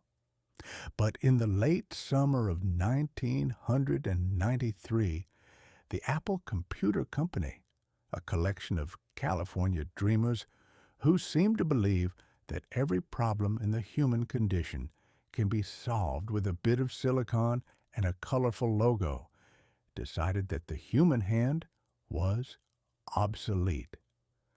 They released a device called the Newton Message Pad, the world's first personal digital assistant. Now, I have had assistants in my life. Some were useful, some were decorative, and most were eventually fired for stealing my cigars. But I had never seen an assistant that could be tucked into a coat pocket and required a steady supply of AAA batteries just to tell you it was Tuesday. The green slab of hubris. The Newton was a piece of dark green plastic that looked as though it had been carved from a block of solidified pond scum. It was designed to be held in the hand like a notepad, and it came with a stylus, which is merely a fancy $50 word for a plastic stick that doesn't contain any ink. The promise was simple and breathtakingly arrogant. You write on the glass screen with the plastic stick, and the machine recognizes your handwriting, converting your scrawl into neat digital type. It was touted as the end of the keyboard, the end of the paper trail, and the beginning of a new era of intelligent machines. I observed this with the same skepticism I usually reserve for a man selling hair restorer that smells remarkably like kerosene. I have spent decades perfecting my script. I have written millions of words across thousands of pages. I know the rhythm of the pen, the resistance of the paper, and the delicate dance between the mind and the nib. The idea that a box of Pentium light chips could decipher the unique, whiskey-fueled cursive of Samuel Langhorne Clemens was a humbug of the highest order. The recognition of the ridiculous. I watched as a fellow in a pinstriped suit, the kind of man who believes that efficiency is a substitute for meaning, attempted to demonstrate the Newton's prowess. He held the device with a look of religious devotion and began to write a simple reminder, meeting at noon. He wrote with the deliberate care of a first grader learning his ABCs. He tapped the screen. The machine hummed, the little thinking icon flickered, and then, with a triumphant beep, the Newton displayed its interpretation of his request, melting at moon. The man's face fell. He tried again. Buy bread and milk. The Newton, with the stubbornness of a Missouri mule, insisted he wanted to bury broad and mask. I laughed until my spectral mustache nearly vibrated off my face. This was the information age at its most hilarious. We had built a machine that could perform millions of calculations per second, yet it couldn't tell the difference between a grocery list and a plot for a Gothic novel. The problem, you see, is that a computer is a literalist. It expects the world to be made of zeros and ones, of straight lines and perfect circles. But the human hand is a creature of curves, slurs, and character. When I write the letter S, it is a different S every time. It depends on the weather, the quality of the paper, and whether I'm currently annoyed by my publisher. To the Newton, my S was a riddle, a mystery, an unsolvable equation. The legend of the pork train. The climax of this technological comedy occurred when I decided to test the machine myself. I took the stylus, and with a flourish born of 60 years of authorship, I wrote my name, Mark Twain. I watched the screen. I could practically hear the machine's tiny digital brain grinding its gears as it tried to make sense of the M and the T. It was a battle between 19th century soul and 20th century circuitry. After a long, pregnant pause, the Newton delivered its verdict. Pork train. I stared at the screen. Pork train. It is a name that has a certain rustic charm, I suppose. It suggests a locomotive made of sausages, or perhaps a very slow-moving political campaign in the Deep South. But as a pseudonym for a world-renowned man of letters, it felt somewhat lacking in dignity. I tried again. I wrote The Adventures of Tom Sawyer. The Newton replied, The Adventurers of Tom Sewer. It was then that I realized The Newton wasn't an assistant at all. It was a digital satirist. It was a machine designed to take the grandest thoughts of man and turn them into a series of unfortunate typos. It was the Illustrated London News of errors, a portable gallery of what the hell was he trying to say? The hubris of the CEO. The man behind the Newton was John Sculley, the chief executive officer of Apple. Mr. Sculley was a man who had previously sold sugar water for Pepsi-Cola and had somehow convinced himself that he was a visionary of the digital frontier. He spoke of the Newton in hushed, reverent tones, calling it a knowledge navigator. I have seen many navigators in my time on the river. The good ones know where the snags are and how to avoid the sandbars. The bad ones end up with a hole in their hull and a lot of wet passengers. Mr. Sculley, it seemed, was navigating by a map that was upside down and written in a language he didn't speak. He had spent $500 million developing the Newton. For that amount of money, you could have hired 10,000 real assistants, bought them all new suits, and had enough left over to purchase the state of Delaware. But the information age prefers the machine to the man, even when the machine thinks Mark Twain is a pork train. The cultural whipping boy. The Newton became the laughingstock of '93. It was mocked in the funny papers and on the television. Even the Simpsons, that animated family of yellow-skinned philosophers, took a swipe at it. One of the characters wrote, "Beat up Martin" on his Newton, only for the machine to translate it as "Eat up Martha." It was a rare moment of public clarity. For a brief second, the human race realized that just because a thing is new and digital doesn't mean it's actually better. We had reached a point where the technology was outstripping our ability to use it. Or rather, the technology was failing to understand the most basic human act, the stroke of a pen. The Newton was a failure, but it was a spectacular failure. It was the kind of failure that paves the way for future successes. I am told that decades later, people would carry tablets and smartphones that can read handwriting with nearly perfect accuracy. But in '93, we were the pioneers, and as any pioneer will tell you, the first person through the woods is the one who gets all the spiderwebs in his face. A reflection on the written word. I sat in the dark and looked at the Newton's glowing green screen. It was trying so hard to be helpful.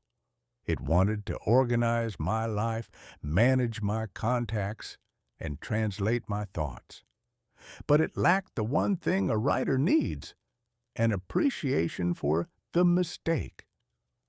A man's handwriting is full of mistakes. It has blots, smudges, and character.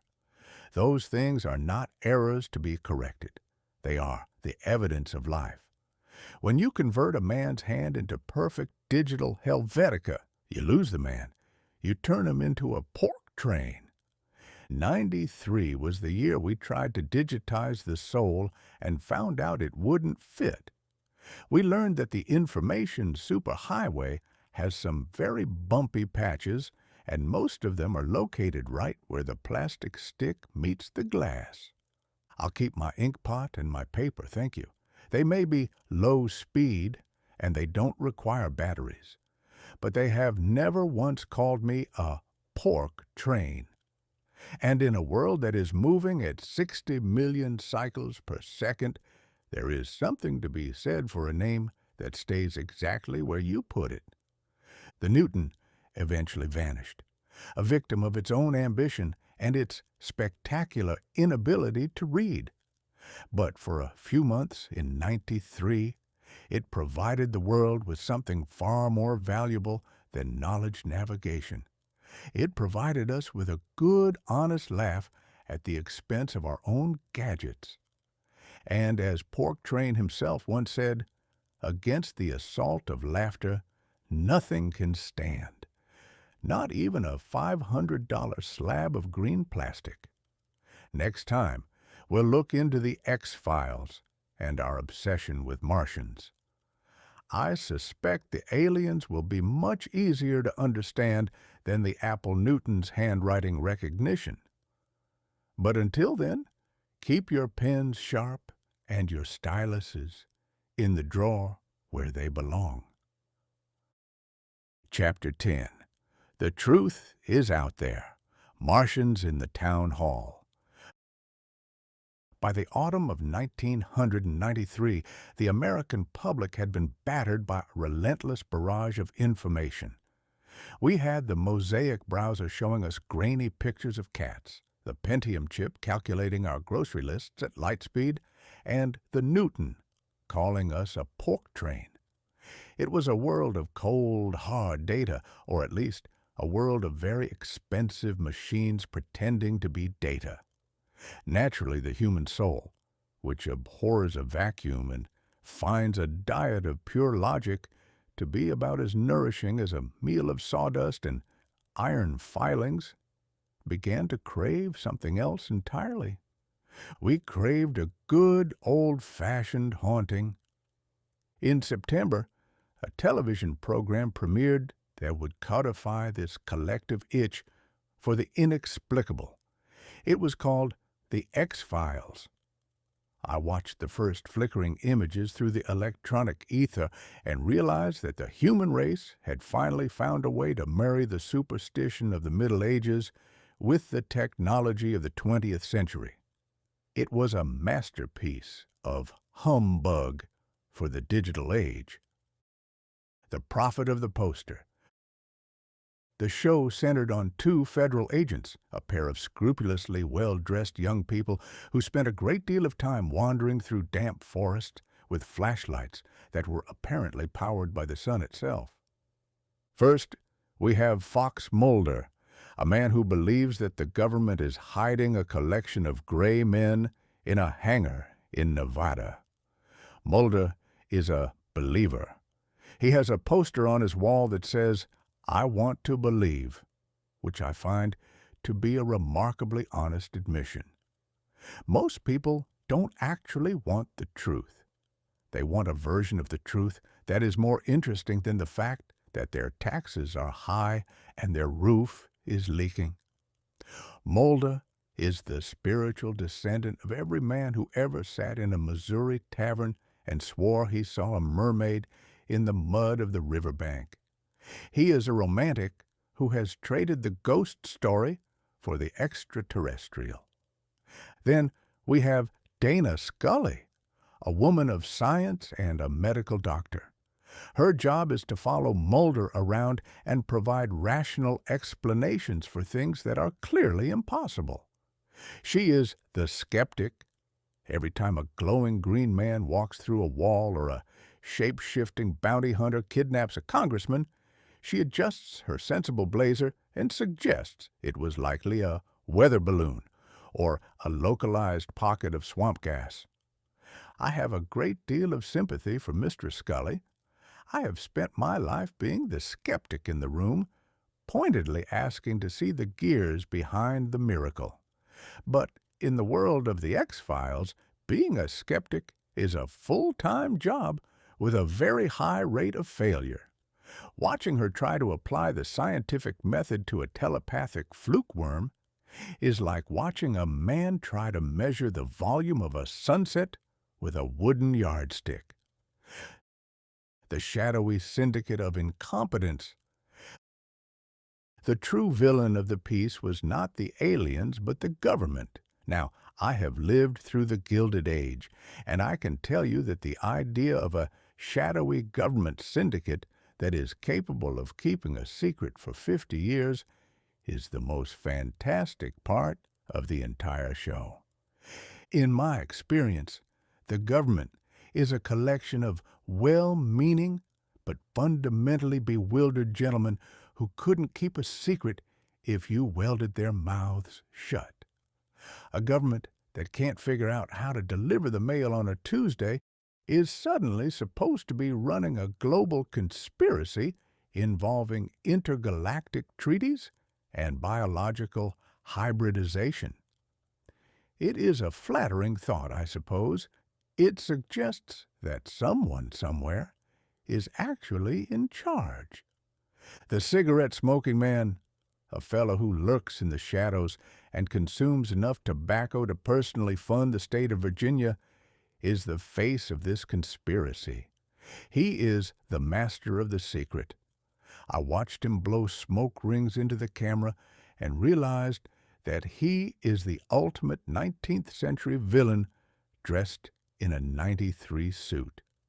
He represents our fear that the mundane scoundrels in our own town halls are actually part of something much larger and more terrifying.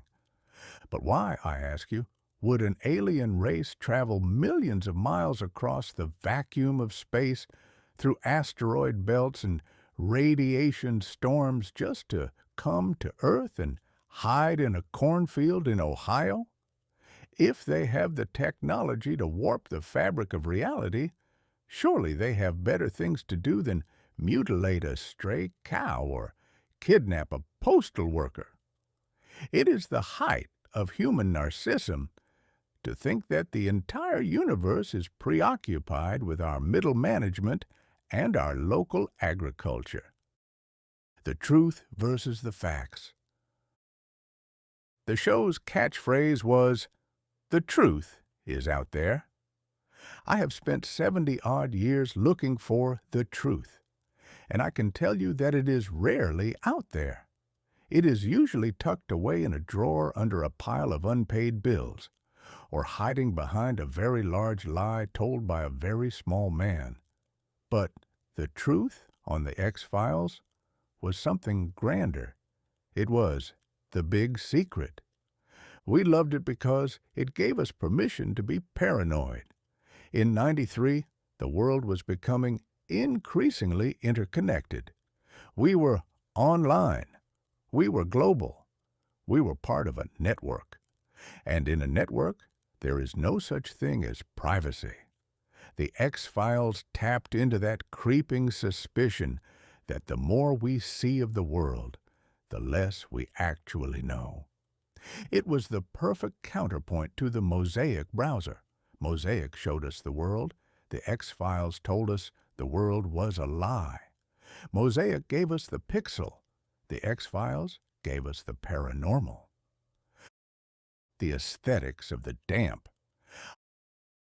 I must also comment on the fashion of the show.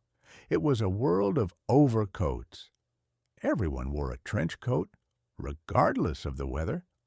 I suppose if you're going to be investigating alien abductions, you need a garment with plenty of pockets for your flashlight, your cellular telephone, and your mounting sense of existential dread.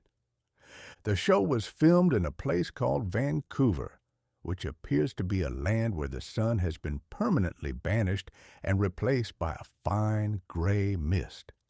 This noir aesthetic was the information age's version of the Gothic novel. Instead of a haunted castle on a moor, we had a damp warehouse in the Pacific Northwest. Instead of a vampire, we had a gray man with a needle. It was a hilarious reversal of progress. We had built the Pentium chip to illuminate the world with the light of reason, and then we immediately turned off the lights and started telling each other ghost stories about Martians. A reflection on human scoundrels. I sat in the digital dark and watched the millions of Americans tuning in every Friday night to be frightened. I realized that we prefer the gray man from Mars because he is an absolute. He is a monster we can understand. If a Martian kidnaps you, it's because of a grand design.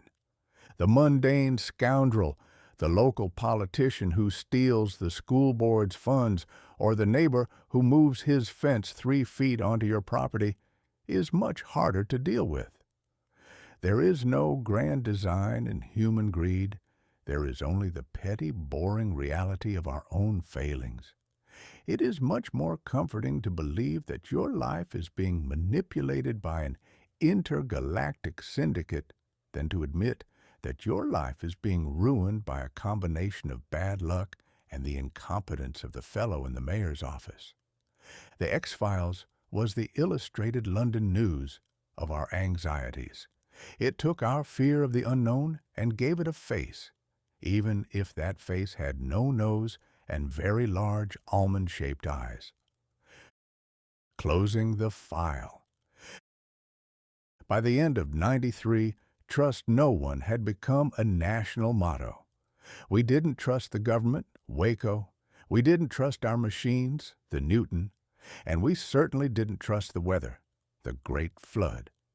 We were a nation of molders, looking for the truth, while being led by a collection of scullies who kept telling us everything was perfectly normal. I find it all immensely entertaining. The human race is never so funny as when it is trying to be serious about things that don't exist. We spend billions of dollars on Pentium processors to track the stars. And then we use the results to wonder if the stars are coming to eat us. '93 was the year the truth went out there, and we've been chasing it ever since. I think I'll stay right here in the digital porch light. It's a bit safer, and I don't have to wear a trench coat in the rain. But if you see a light in the sky that doesn't look like a weather balloon, don't call the government. They won't tell you the truth, mostly because they haven't finished the paperwork yet. Next time, we'll look at the handshake on the lawn, a moment where for one brief second it looked like the human race might actually stop trying to kill each other. It was a bold experiment in encryption that didn't involve a computer, but rather 2 old men and a very long history of grudges. Until then, keep your flashlights bright and your skepticism sharp. The truth may be out there, but the lies are much closer to home. Chapter 11. The Handshake on the Lawn, Encryption of the Ancient Kind. If there is one thing in this universe more durable than a Missouri mule's stubbornness or the smell of a cheap cigar in a small room, it is a Middle Eastern grudge. I have spent a fair amount of time contemplating the Holy Land. In 1867, I traveled there on the Quaker City, expecting to find a land of milk and honey, but instead found a land of rocks, dust, and a collection of historical resentments so densely packed that you couldn't swing a cat without hitting a holy site that 3 different religions were prepared to die for. It is a place where the past isn't just a memory. It's a physical weight that every man carries in his pocket like a lucky, or rather, very unlucky, stone. So, when the news reached me in the digital ether that, in September of 1993, the leaders of the Israelis and the Palestinians were coming to Washington to shake hands, I reacted with the same cautious optimism I usually reserve for a man who promises he's figured out a way to turn lead into gold using nothing but a bucket of river water and a positive attitude. The stage of manicured miracles. The setting was the south lawn of the White House. Now, there is something about that particular patch of grass that brings out the theatrical instincts in a president. It is a perfectly manicured stage, green enough to make a farmer weep, and surrounded by the architectural symbols of a republic that is, relative to the Middle East, about 15 minutes old. The master of ceremonies was, once again, William Jefferson Clinton. Our saxophone-playing man from Hope had traded his woodwind for the role of a global marriage counselor. He stood between two men who had spent their entire lives trying to ensure the other didn't wake up the following morning.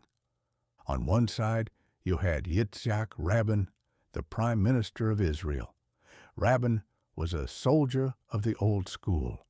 He had a face that looked as though it had been carved out of a particularly grim piece of granite and a voice that sounded like a shovel being dragged over gravel. He was a man who did not look as though he enjoyed hope. He looked like a man who enjoyed a sturdy bunker and a clear line of sight. On the other side, you had Yasser Arafat, the chairman of the PLO. Arafat was a man who had spent so many decades in the shadows of revolution that he seemed to have become a permanent fixture of the evening news. He wore his trademark checkered keffiyeh and a military uniform that suggested he had just stepped off a battlefield, which, in a metaphorical sense, he had. The oldest form of encryption. The world watched through the Mosaic mirror of their televisions as the Oslo Accords were signed. But the documents were merely the preamble. The real information was in the physical gesture that followed. I have always maintained that a handshake is the oldest form of encryption known to man. Long before we had Pentium chips and secure sockets layers, we had the right hand. You extend it, open and empty, to prove to your neighbor that you are not currently clutching a dagger, a derringer, or a heavy rock. It is a biological handshake protocol designed to establish a temporary connection between two hostile operating systems. But as the moment arrived on the lawn, the handshake seemed to hang in the air like a heavy curtain. You could see the internal struggle on Rabin's face. He wasn't just reaching out to a man, he was reaching across decades of blood, fire, and the bitter memory of friends lost. He hesitated. It was a brief pause, a lag in the human processor that felt like an eternity. Then, urged on by the widespread arms of Mr. Clinton, who looked like a proud father at a wedding where he knows the groom's family hates the brides, Rabin took the plunge. He grasped Arafat's hand. The crowd erupted in a giant sucking sound of relief. In that moment, the information age believed it had solved the oldest problem in history. We thought that if we could just get the image of the handshake onto every television screen in the world, the reality of the peace would surely follow. We believed in the power of the symbol, the Holy Land, and the human heart. I sat back and puffed on a spectral cigar, thinking of my own journey to Jerusalem. I remembered the barren hills and the silent, brooding heat. I remembered thinking that the people there were composed of all kinds of people, but they all have one thing in common. They are all waiting for something to happen. In '93, they thought the something had finally arrived. It was called peace. But peace in the Middle East is not a destination. It's a high-wire act performed over a pit of vipers while people throw stones at the wire. The Oslo Accords were a masterpiece of ambiguity, a word that lawyers use when they want to agree on something today so they can argue about it more profitably tomorrow. They agreed to recognize each other. Recognition is a funny thing. I recognize a debt when the bailiff shows up at my door, but that doesn't mean I'm particularly happy about the bailiff's existence. Rabin and Arafat recognized each other's right to exist, which is a significant step up from the previous policy of mutual erasure. but it was a fragile peace, built on the shifting sands of political necessity and the desperate hope of a world tired of the carnage. The irony of the New World Order, the hilarity, or perhaps the tragedy of the situation, was that while these two old lions were trying to shake hands, the rest of the world was falling apart in brand new and inventive ways. In Bosnia, people were discovering that ethnic cleansing was a term that sounded like a laundry service, but worked like a slaughterhouse. In Somalia, the New World Order was about to get a very bloody nose in the streets of Mogadishu. And in Washington, the politicians were already sharpening their knives for the next round of scandals. We wanted the handshake to be a universal undo button for history. We wanted to click a link on our Mosaic browser and have the crusades, the persecutions, and the wars of religion simply vanish like a mist in the morning sun. But history is not a digital file. You cannot delete 1,000 years of grievance with a single gesture on a lawn, no matter how well lit the lawn may be. The ghost of the future. I watched Rabin's eyes during that handshake. He looked like a man who knew the cost of what he was doing. He knew that for every person cheering on that lawn, there were 10 people back home, on both sides, who viewed that handshake as a betrayal. He was a soldier who had decided that the most courageous thing he could do was to stop fighting, a realization that often carries a much higher price than staying in the trenches. I felt a rare moment of genuine respect for the old granite-faced general. It is easy to be a hawk. Any fool with a loud voice and a lack of imagination can call for war. It is much harder to be a dove, especially when your feathers are covered in the soot of a lifetime of combat. As for Mr. Arafat, he looked like a man who had finally been invited into the great house, and wasn't entirely sure if he was supposed to take off his boots or keep them on in case he had to run. He had traded the armed struggle for the diplomatic struggle, which is often just as deadly, but involves a lot more paperwork and significantly fewer parades. A reflection from the river. As the ceremony ended and the leaders retreated to the air-conditioned safety of the White House, I found myself thinking of the Mississippi. Sometimes, after a great flood, the river will settle into a new channel. For a while the water is calm, the banks are stable, and the pilots rejoice. But the old channel is still there, a dry, ghost-like reminder of where the water used to go. And the river, being the river, is always looking for a way back to its old habits. The handshake on the lawn was a new channel. It was a brave attempt to reroute the flow of human hatred. But the old channel of the Middle East is deep and wide, and it has a way of pulling the water back in when the sun gets too hot and the hope starts to dry up. 93 was the year we learned that encryption isn't just for computers, it's for the human heart. We tried to decode the secret of peace using a handshake and a sunny afternoon in Washington. It was a beautiful, witty, and profoundly human moment, a highlight in the Mosaic mirror that made us all feel for one brief second that the 21st century might actually be an improvement on the ones that came before. I'll keep the image of that handshake in my digital scrapbook. It's a reminder that even in a world of Pentium chips and CGI monsters, the most powerful thing we have is still the empty hand, extended in the light, waiting for a response. Next time, we'll talk about the PDF revolution. Adobe's attempt to ensure that Even when the world is underwater and the pork train has derailed, we will still have a way to view our documents exactly as the author intended. It's a tale of portable boredom and the death of the fish wrap. But for now, let's leave the men on the lawn.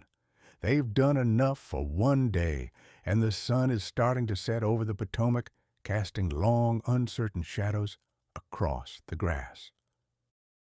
Chapter 12. The PDF Revolution, Digital Embalming, and the Death of the Fish Wrap. I have always had a deep and abiding affection for paper. It is the most honest substance known to man.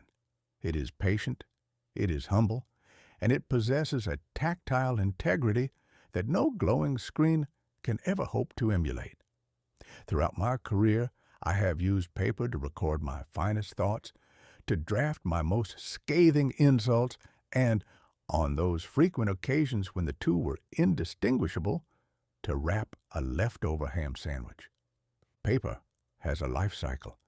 It begins as a clean white sheet full of promise. It becomes a manuscript full of ink and ambition, and eventually it achieves its highest calling as a liner for a birdcage or a wrapper for a greasy piece of fried catfish. It is a material that understands the temporary nature of human endeavor. But in the summer of 1993, a company of digital taxidermists called Adobe Systems decided that the transience of the written word was a bug to be fixed. They released a contraption called Acrobat and a concept known as the Portable Document Format, or the PDF. The Great Formatting War of '93. To understand why the world needed the PDF, you must understand the sheer, unadulterated chaos of the digital world before its arrival. In '93, we were living in a state of documentary anarchy. If I wrote a letter on my computer using a program called WordPerfect, a name that is itself a spectacular piece of advertising fiction, and sent it to a fellow who was using a different program, the result was a catastrophe. My carefully crafted sentences would arrive on his screen as a jumble of Greek symbols, random boxes, and wingdings, a font that appears to have been designed by a man having a nervous breakdown in a hardware store. It was impossible to ensure that a page would look the same on two different machines. The margins would shift, the fonts would vanish, and the very soul of the document would be mangled by the information superhighway. We were building a global network where nobody could read anyone else's handwriting.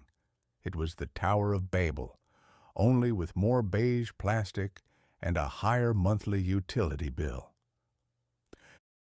Enter the Acrobat, digital taxidermy for the masses. Then came Adobe with the PDF. The idea was simple. Instead of sending a live document that could be changed and mangled, you would distill it. You would turn it into a digital photograph of a page. You would, in essence, embalm the document. The PDF was designed to be portable, meaning it would look exactly the same whether you were viewing it on a Pentium powerhouse in New York or a pork train Newton in a damp forest in Oregon.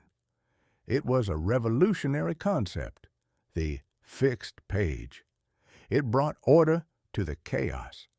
It allowed a man to be certain that his bold stayed bold and his italics stayed slanted, regardless of the incompetence of the receiving machine.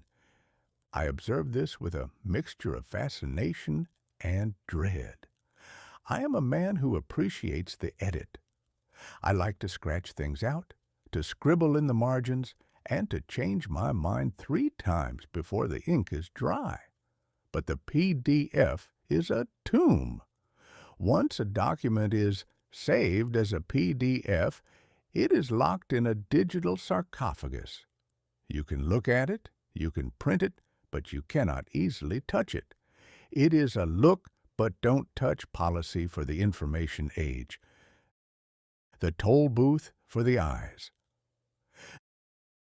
The truly hilarious part of the PDF's debut was the business model. In the early days of '93, Adobe didn't just charge you for the software to create a PDF. They also charged you for the software to read one. Imagine, if you will, a world where you could buy a book, but you were forbidden from opening it unless you paid the publisher an additional fee for a pair of reading spectacles. It was a bold attempt at digital highway robbery. Adobe wanted to put a toll booth on every set of eyeballs in the Republic. They called it Adobe Acrobat Reader, and it cost $50. $50 to look at a digital file. I have seen some impressive humbugs in my time. I once saw a man in Virginia City sell shares in a hole in the ground that he hadn't even finished digging. But charging a man for the privilege of reading his own mail is a level of audacity that deserves its own monument in Washington. Needless to say, the public reacted to this information age tax with a resounding "No, thank you." It wasn't until Adobe realized that a portable document is only useful if people can actually open it that they made the reader free.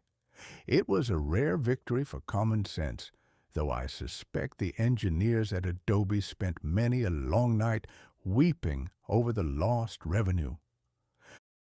The hourglass of existential dread. Actually using Acrobat in '93 was an exercise in monastic patience. When you clicked on a PDF link in your Mosaic browser, the computer didn't just open the file. It entered a state of profound contemplation. The little hourglass icon would appear, that digital symbol of the Pentium chip's temporary inability to deal with reality. You would sit and wait as the machine rendered the page. You could practically hear the transistors sweating. One line of text would appear, then a bit of a border, then a grainy logo, and then, just as the final sentence was about to materialize, the entire system would crash. A crash is the modern equivalent of a steamboat hitting a snag and sinking in 3 feet of water.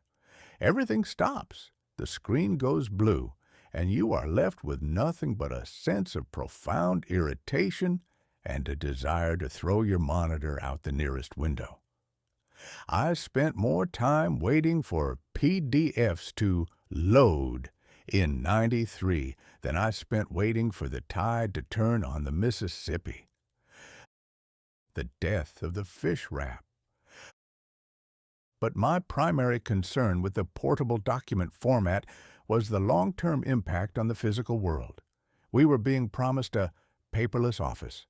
The pundits claimed that by the turn of the century, paper would be a relic of the past, as obsolete as the corset or the honest politician. I looked at my desk, piled high with manuscripts, newspapers, and unpaid bills, and I felt a pang of sorrow. If we stop using paper, what will we use to wrap our fish? What will we put on the bottom of the birdcage? What will we use to light the fire on a cold morning? A PDF is portable, yes, but you cannot use it to swat a fly. You cannot fold it into a paper airplane and sail it across the room during a dull meeting. You cannot tear it into tiny pieces in a fit of righteous fury. It has no physical existence. It is merely a collection of zeros and ones masquerading as a page. Furthermore, the paperless office turned out to be the greatest lie of the decade. As it happens, the more PDFs we created, the more we felt the need to print them out. The information age didn't reduce our consumption of paper, it merely turned us all into amateur printers. Instead of a dignified newspaper delivered to your door, you had 1,000 separate sheets of paper, printed on a noisy inkjet machine that smelled of ozone and cost a fortune in cartridges. The digital archive and the fog of time. Adobe claimed that the PDF would ensure the permanence of our records. They told us that a PDF would be readable forever. I have my doubts. I have seen the permanence of human technology before. I have a trunk full of floppy disks from the early 80s that no modern machine can even recognize, let alone read. They are as inscrutable as Egyptian hieroglyphics, but without the artistic merit. I suspect that in 100 years, the PDF will be just as dead, and the only people who will be able to read our digital records will be a specialized class of electronic archaeologists with very large budgets and very small social lives. But a piece of paper will stay readable for centuries, provided you don't drop it in the river or use it to wrap a ham sandwich. There is a permanence in the physical that the virtual can never match. A final verdict on the Acrobat. 93 was the year we decided to fix the written word by turning it into an image. It was a brilliant solution to a problem that we had created ourselves by building too many different kinds of computers. We got our consistency, but we traded away our flexibility. I still use paper for my first drafts. I like the scratch of the pen and the rustle of the page, but I will admit that when I want to send a scathing editorial to a publisher in London without having to worry about him seeing it as a collection of wingdings, the PDF is a handy little tool. It is a digital embalmer that ensures my insults remain perfectly formatted for all eternity, or at least until the next Pentium chip comes along and renders the whole thing obsolete. 93, the year the page stood still and the pork train of progress got a little more portable. It's a hilarious chapter in our history, filled with hourglasses and expensive reading spectacles. But if you'll excuse me, I have a real newspaper to read. I hear it's going to be a damp day, and I'm going to need something to wrap my boots in. Next time, we'll descend into the basement for a look at Doom. It's a game about demons, shotguns, and first-person perspectives. I suspect it will be much more exciting than a PDF, though significantly more likely to give you a headache. Until then, keep your distiller running and your paper supply high. The paperless office is still a few centuries away, and the fish wrap industry isn't dead yet. Chapter 13. The Shareware of Doom. Demons, Shotguns, and the End of Productivity. In my century, a game was a leisurely affair involving a deck of cards, a bottle of bourbon, and a high probability of a fist fight over a misdealt hand of poker. If you wanted action, you didn't look for it on a screen. You went out and found a Missouri mule with a grudge or joined a volunteer fire department. The highest form of virtual reality we possessed was a stereoscope, which allowed you to look at a double image of the Yosemite Valley until your eyes crossed and you developed a headache that felt like a localized civil war. But in December of 1993, a group of young ruffians in Texas, a state that, as we've established, is the natural home of all things loud and dangerous, released a piece of software called Doom. Now, I have seen many things that claim to be revolutionary. I've seen the great steam-powered calculating machine and the automated umbrella, both of which promised to change the world, and both of which ended up as very expensive anchors for small boats. But Doom was different.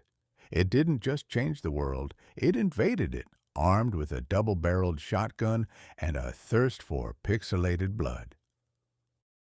The first-person fever dream. The most striking thing about Doom was its perspective. It was a first-person shooter. In previous games, you looked at a little character on the screen, a plumber jumping on a mushroom, or a yellow circle eating dots.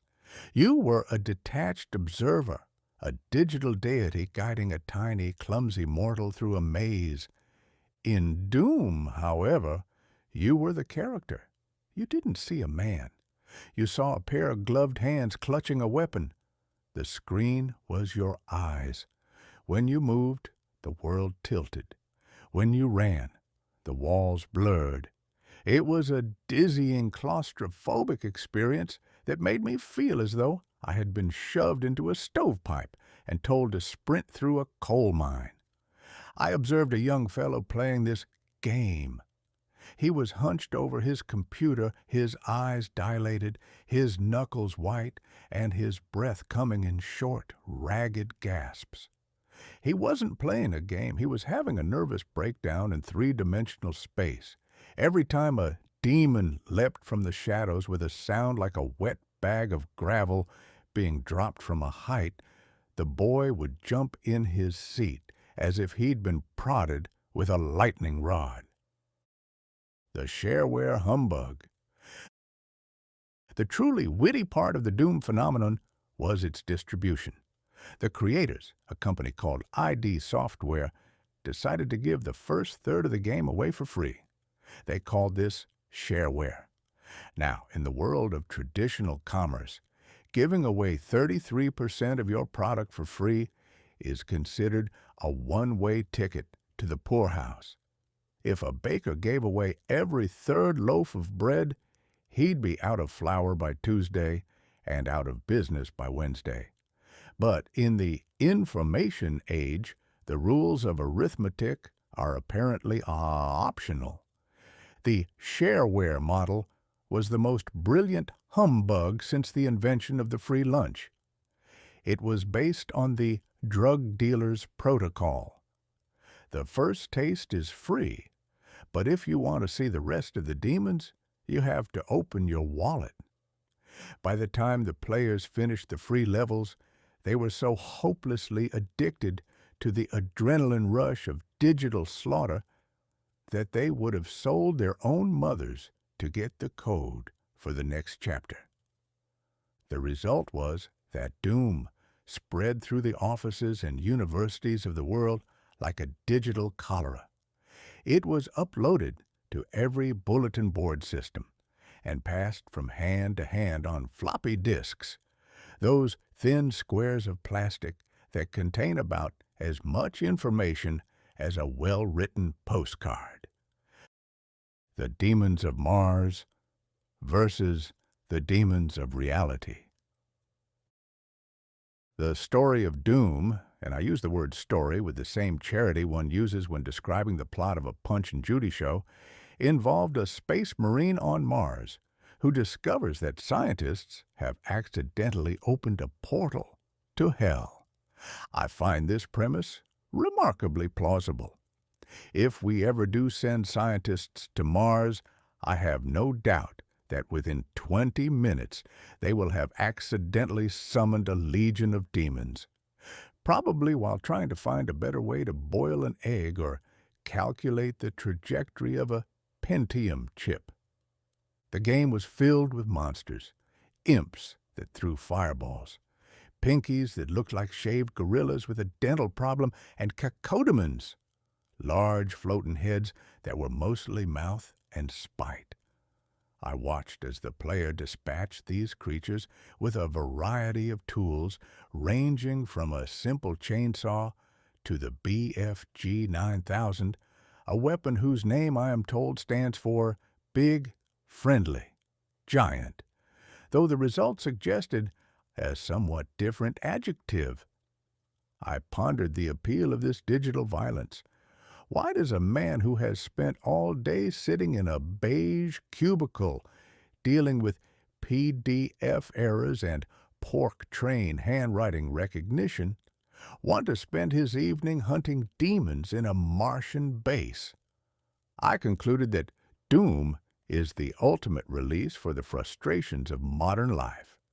In reality, you cannot use a chainsaw on your boss or fire a BFG at the tax collector, at least not without a significant amount of paperwork and a long stay in a government hotel. But in the world of doom, you are the master of your fate. Every problem can be solved with a well-timed click of the mouse. It is a world of absolute clarity. If it breathes fire and has horns, you shoot it. If only the halls of Congress were so easy to navigate. The death of productivity. 93 was the year that American productivity took a vertical dive into the basement. I am told that at the height of the doom craze, entire corporate networks ground to a halt because everyone was playing deathmatch against their co-workers.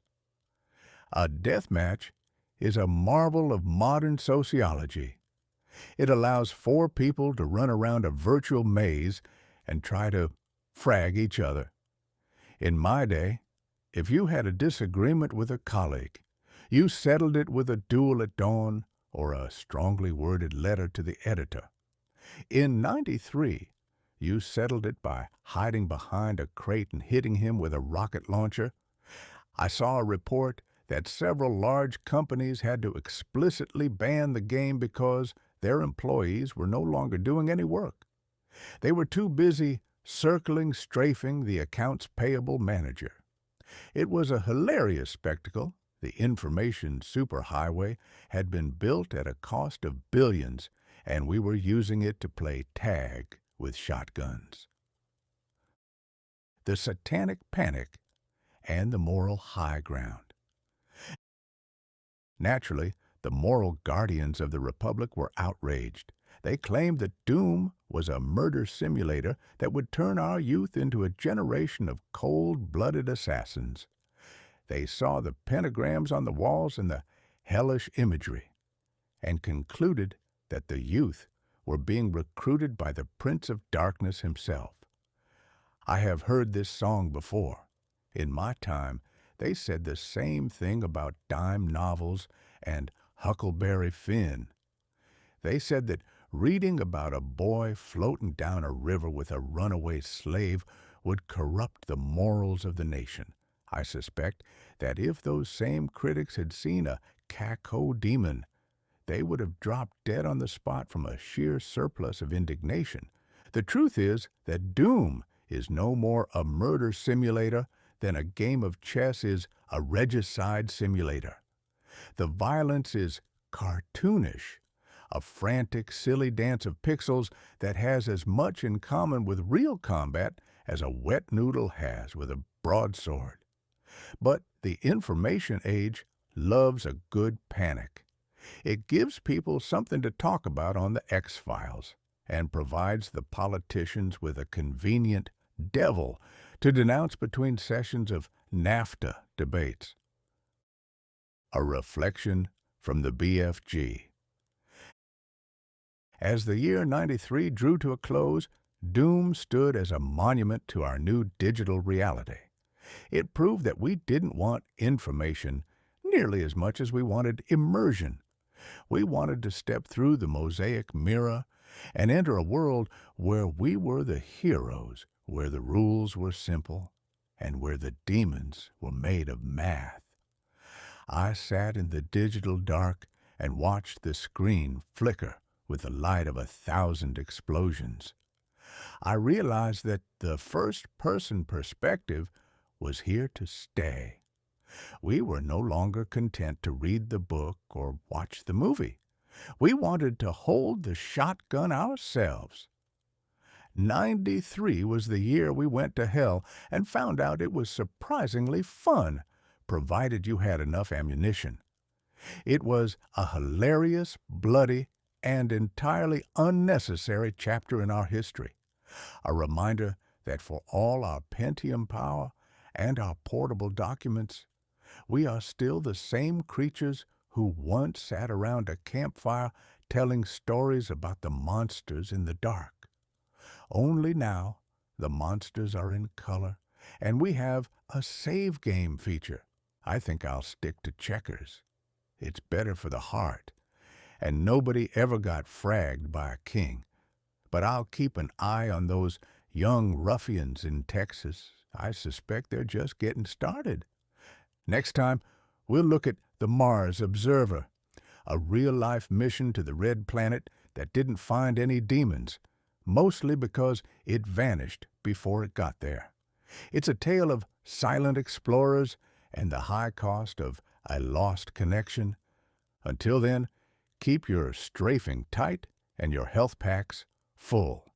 The 21st century is coming, and it looks like it's going to be a first-person experience. Chapter 14. The Silence of the Mars Observer. A $1 million mute button. There is a particular kind of silence that belongs only to the vacuum of space. It is not the peaceful silence of a Sunday morning in Hannibal, nor the contemplative silence of a writer waiting for a stubborn adjective to surrender. It is a cold, indifferent, and expensive silence. It is the silence of a $1 billion machine suddenly deciding it has nothing left to say to the human race. In August of 1993, as the world was busy circling strafing demons in doom or waiting 10 minutes for a PDF to materialize, the gentlemen at NASA were staring at their monitors in a state of growing existential dread. They were waiting for a signal from the Mars Observer, a spacecraft that had spent 11 months traveling through the dark, lonely reaches of the void, only to vanish at the very moment it reached its destination. It was the greatest vanishing act since I tried to explain my bank balance to my wife, and it cost a great deal more. The high-tech gossip of the heavens. The Mars Observer was touted as the high-tech gossip of the solar system. It was a box of mechanical tricks designed to orbit the red planet and send back a relentless stream of information. It was equipped with cameras that could see a pebble on the Martian surface and sensors that could detect the chemical composition of a dust bunny in a crater. We were told that this machine would unlock the secrets of Mars. I have found that whenever a scientist uses the word unlock, it is usually followed by a request for several $100 million to buy the key. In this case, the key cost $813 million. Now, I have seen a fair amount of money in my time. I have seen the silver mines of Nevada and the counting houses of London. But $800 million is an amount that defies the human imagination. It is enough to buy a fleet of steamboats, pave the entire state of Missouri in gold leaf, and still have enough left over to bribe the majority of the European royalty.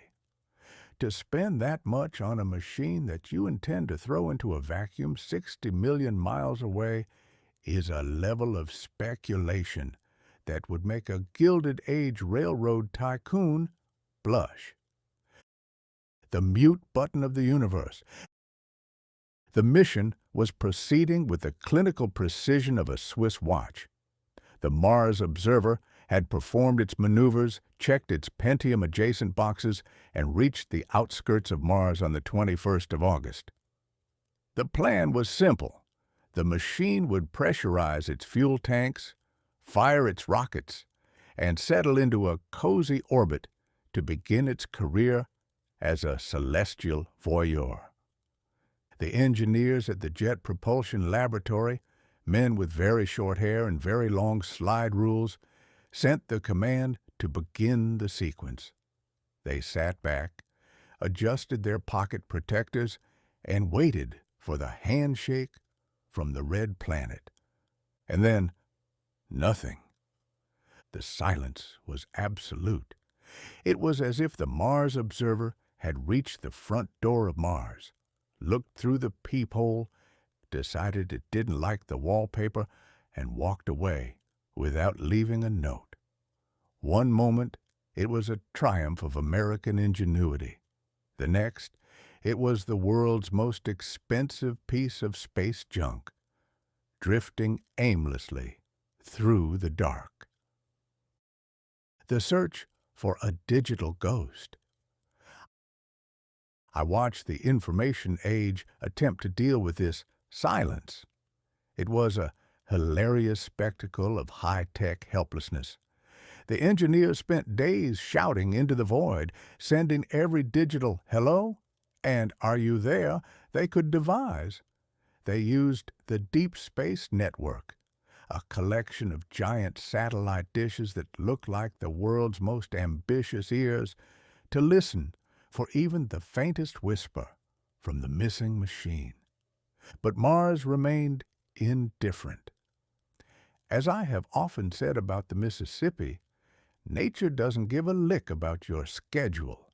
Mars has been a red, dusty, and uninhabitable rock for a few billion years, and it is not particularly interested in being photographed by a bunch of primates from the next planet over. The theories began to fly.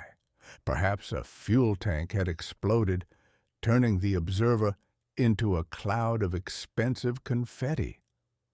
Perhaps a valve had stuck, spinning the machine into a dizzying death spiral that sent its antenna pointing toward the Andromeda Galaxy instead of Pasadena. Or perhaps, as Agent Mulder from the X-Files would suggest, the Martians had finally tired of our nosy machinery and had simply deleted the intruder from the sky. I suspect the truth is much more mundane. I suspect that the Mars observer, after 11 months of being poked and prodded by radio waves from Earth, simply decided it had had enough. It exercised its right to remain silent. It was a lost connection of the most literal kind. The cost of a manufacturing error. The fallout from the silence was a grand display of political theater. Congress, a body of men who couldn't find Mars on a map if it were painted neon green and labeled free votes, suddenly became experts on orbital mechanics. They wanted to know how $800 million could simply vanish. They talked about redundancy, oversight, and quality control. They produced reports that were thousands of pages long and written in a PDF format that was likely just as inscrutable as the observer's final transmissions. I laughed until my spectral collar felt tight. The information age is obsessed with the idea that we can control everything if we just have enough data. But space is a vast graveyard for man's curiosity and his expensive hardware. It is a place where a single oops, a tiny glitch, or a stuck valve can turn a masterpiece of logic into a punchline.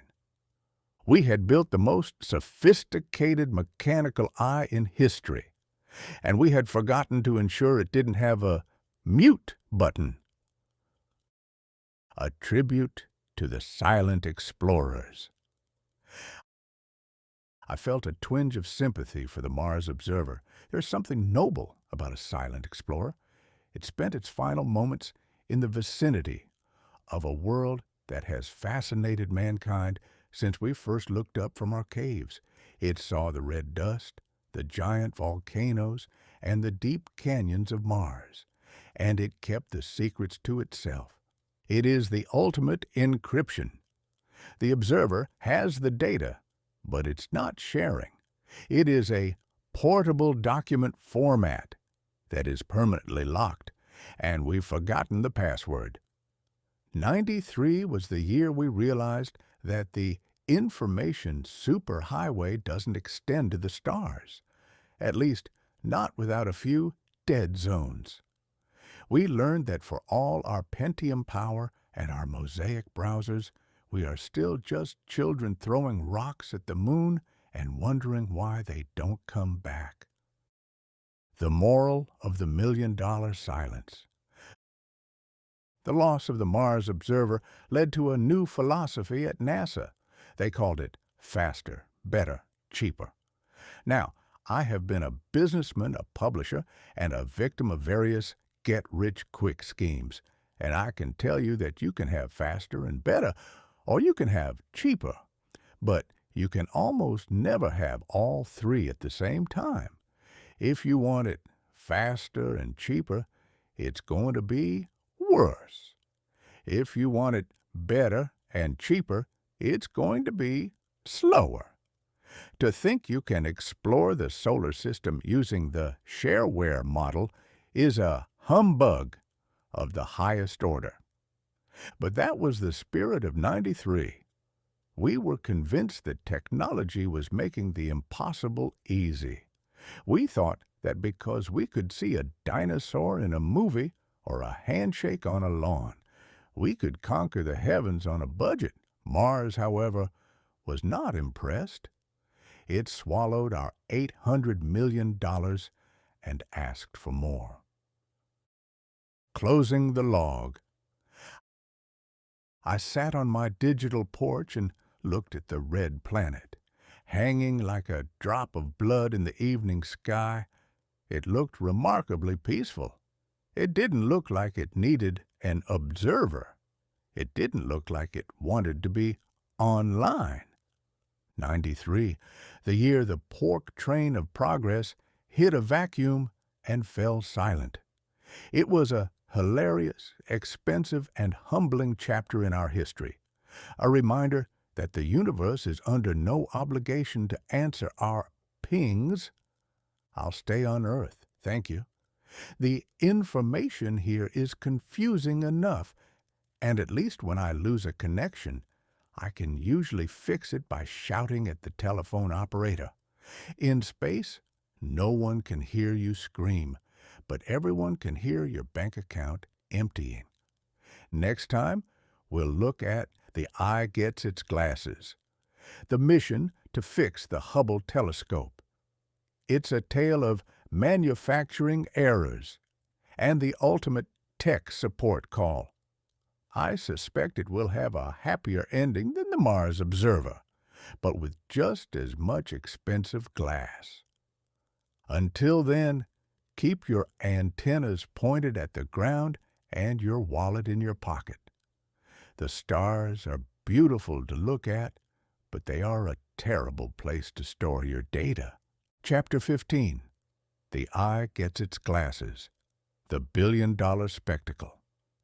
If there is one trait that defines the human race more than our penchant for loud waistcoats and questionable political candidates, it is our staggering capacity for making a monumental mess and then spending a king's ransom to tidy it up.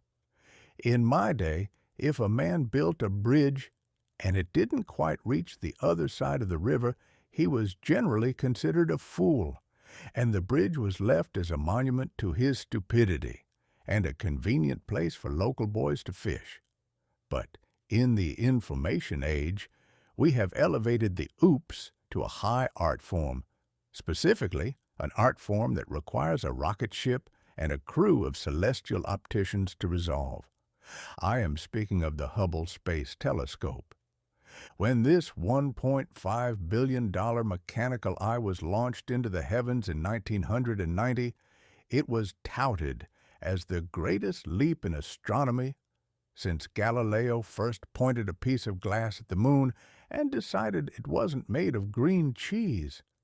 It was supposed to look back to the very dawn of time, to peer into the nursery of the stars, and bring us the secrets of the universe in high-definition glory. But when the first images arrived back on Earth, the secrets of the universe looked remarkably like a smudge of grease on a pair of spectacles. the most perfect mistake in history. The problem, we were told, was a spherical aberration. Now, that is a marvelous piece of scientific jargon. It sounds like a dignified medical condition one might contract while traveling through a particularly humid part of the tropics. In reality, it meant that the mirror, the very heart of the telescope, had been polished into the most perfectly wrong shape in the history of glass. The technicians at the Perkin-Elmer Company had polished that mirror with such precision that it was off by about 1/50th the width of a human hair. To you or me, a 50th of a hair is the kind of thing you wouldn't even notice if it were in your soup.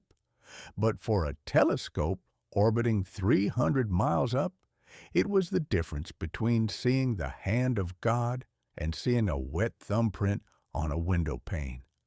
For 3 years, the Hubble sat in the dark, lonely reaches of space, a billion-dollar monument to the fact that even the Pentium age can suffer from a basic case of nearsightedness. It was the ultimate information age embarrassment. We had built the most sophisticated camera in history, and we had forgotten to check if it was focused. The ultimate house call. By December of 1993, the gentlemen at NASA, who were still feeling a bit sheepish about the Mars observer deciding to go mute, realized they had to do something. They couldn't just leave the Hubble up there as a giant blurry paperweight. They had to go and fix it. They organized a mission, STS-61, which I prefer to think of as the ultimate house call. They loaded the Space Shuttle Endeavour with a crew of 7 astronauts and a box of mechanical tricks that would have made a Victorian clockmaker weep with envy. The centerpiece of this repair kit was a device called CoStar, the Corrective Optics Space Telescope Axial Replacement. Now, despite the grand name, CoStar was essentially a billion-dollar pair of reading glasses. We were sending a crew of men and women into a vacuum, traveling at 17,000 miles per hour just to put spectacles on a telescope. It is a quintessentially human endeavor to travel millions of miles into the void to fix a manufacturing error that should have been caught with a common magnifying glass and a bit of skepticism back in Connecticut. The Celestial Opticians. I watched the mission through the flickering eye of the television. It was a spectacle of first-person drama that made doom look like a game of tiddlywinks. The astronauts had to perform a series of spacewalks, which involved stepping out of the relative safety of the shuttle and into a freezing, airless abyss with nothing but a tether and a prayer, keeping you from drifting off towards Saturn. The lead optician was a fellow named Story Musgrave, a man whose name suggests he should be writing epic poetry rather than wielding a digital wrench in orbit. Story and his colleagues spent days dancing around the Hubble, which looked like a giant silver cigar tube floating against the black velvet of space. I have spent my life observing the labor of men, the sweating stokers in the boiler room of a steamboat, the grumbling miners in the Silver Hills, but I have never seen labor quite like this.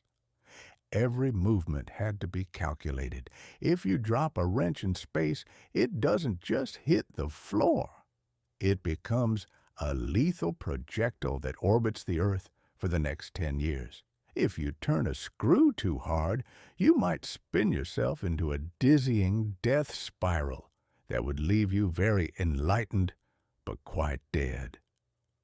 They had to remove a piece of equipment called the high-speed photometer, which sounds like a device for measuring how fast a man can run away from a bill collector and slide the co-star glasses into its place. It was like performing heart surgery on a patient who is currently falling off a cliff. The miracle of the focused eye. After 11 days of spacewalks and enough information to clog the most powerful Pentium chip in existence, the Endeavour crew headed for home. The world waited with bated breath. We had been promised the stars.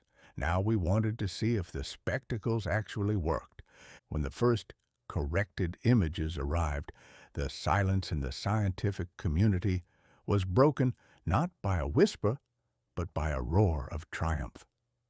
The smudge was gone. In its place were the pillars of creation, vast, towering clouds of interstellar gas and dust where new stars are born. They looked like the fingers of a giant reaching out across the cosmos. They were sharp, they were clear, and they were breathtakingly beautiful. I looked at those images on the Mosaic browser and felt a rare moment of humility. For all my talk of humbugs and pork trains, there is something genuinely magnificent about the human desire to see. We are a small, flawed, and often ridiculous species, yet we have a stubborn insistence on looking into the heart of the infinite. We want to know where we came from, and we're willing to go to the most absurd lengths to find out. The irony of perfection. There is a hilarious irony in the fact that the Hubble was broken because it was too perfect.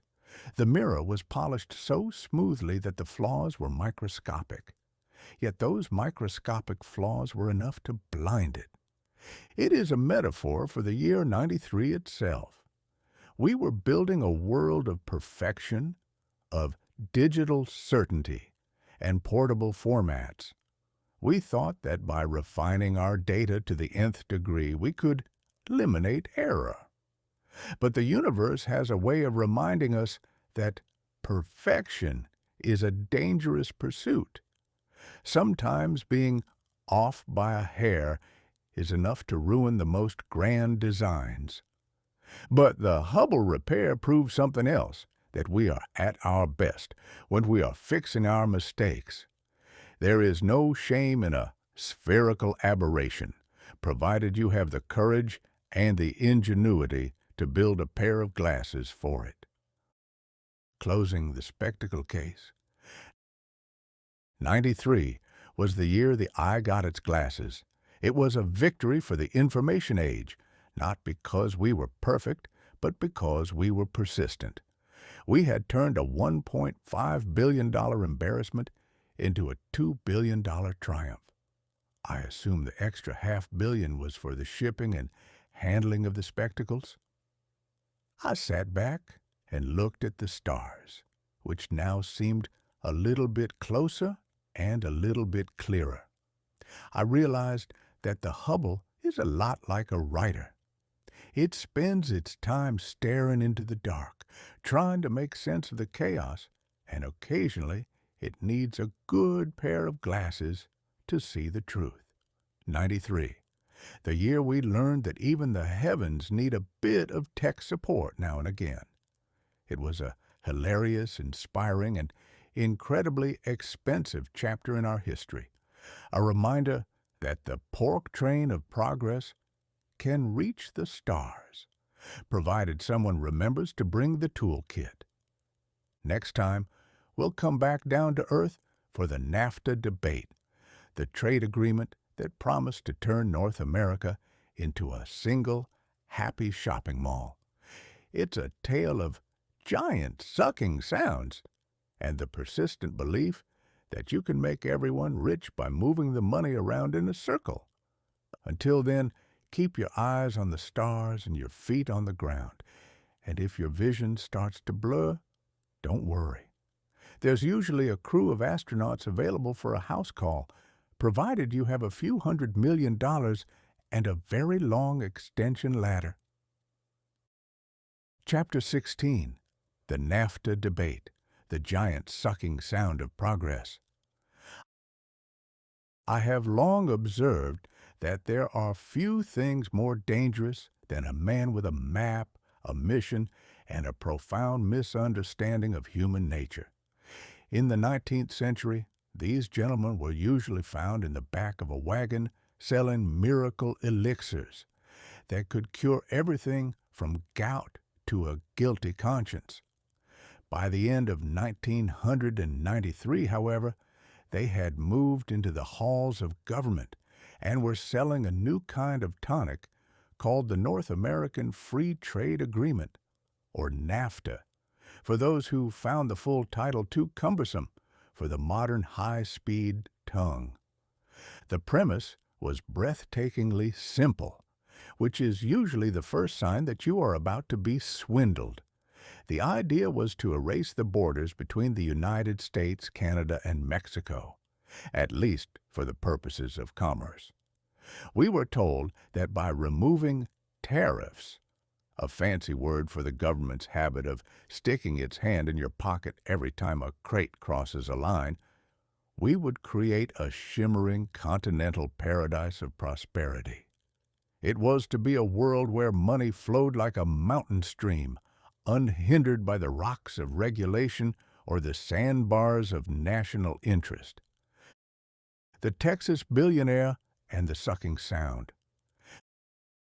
The primary antagonist in this grand drama was a diminutive, high-pitched fellow from Texas named Ross Perot. Now, I have a great deal of respect for a man who earns $1 billion. It suggests a level of cunning and industry that borders on the supernatural. Mr. Perot was a man who looked like he had been assembled from spare parts found in a very efficient clock factory, all ears, charts, and a voice that sounded like a saw hitting a knot in a pine board. Mr. Perot did not believe in the continental paradise. He believed in the giant sucking sound. I sat in the digital ether and watched as he took to the television screens, brandishing his hand-drawn charts with the fervor of a revivalist preacher. He warned the American public that if NAFTA were signed, they would hear a giant sucking sound as millions of jobs were pulled south of the border toward the lower wages of Mexico. It was a marvelous image. I have seen whirlpools on the Mississippi that could swallow a flatboat whole, but I had never contemplated a geological phenomenon that could inhale an entire manufacturing sector. Perot's charts were the PowerPoint of a simpler time, earnest, slightly crooked, and entirely terrifying to a man who worked in a factory in Ohio. The Great Duel on the King's Stage. The climax of this debate occurred in November, when Vice President Al Gore, a man who appears to have been carved from a single, very sturdy piece of Tennessee oak, agreed to debate Mr. Perot on the Larry King Live show. Larry King, for the uninitiated, is a man who seems to be composed entirely of suspenders and a gravelly curiosity. He was the ringmaster of the Information Age circus. I watched as Gore and Perot squared off in a tiny, dark studio. It was a battle of data versus dread. Mr. Gore spoke of the future. He used the language of the information superhighway, promising that Americans would move from the assembly line to the computer desk. He suggested that we should stop making things with our hands and start making them with our Pentium chips. It was a noble vision, provided everyone in Ohio was prepared to become a software engineer by Monday morning. Mr. Perot countered with the ledger. He spoke of fair trade versus free trade and insisted that you cannot have a nation if you do not have a border. He was the voice of the 19th century crying out in a 90s wilderness. The debate was a spectacular piece of theater. Mr. Gore despite his reputation for being as exciting as a bowl of cold oatmeal, managed to get under Mr. Perot's skin. He presented Perot with a framed photograph of a smoot and a holly, the two gentlemen responsible for the disastrous tariffs of the 1930s, as if they were the CGI monsters from Jurassic Park. It was a low blow, but in politics, a low blow is simply a well-placed one. The irony of the borderless dollar. The truly hilarious part of the NAFTA debate was the contradiction at its heart. We were being told that the world was becoming a global village.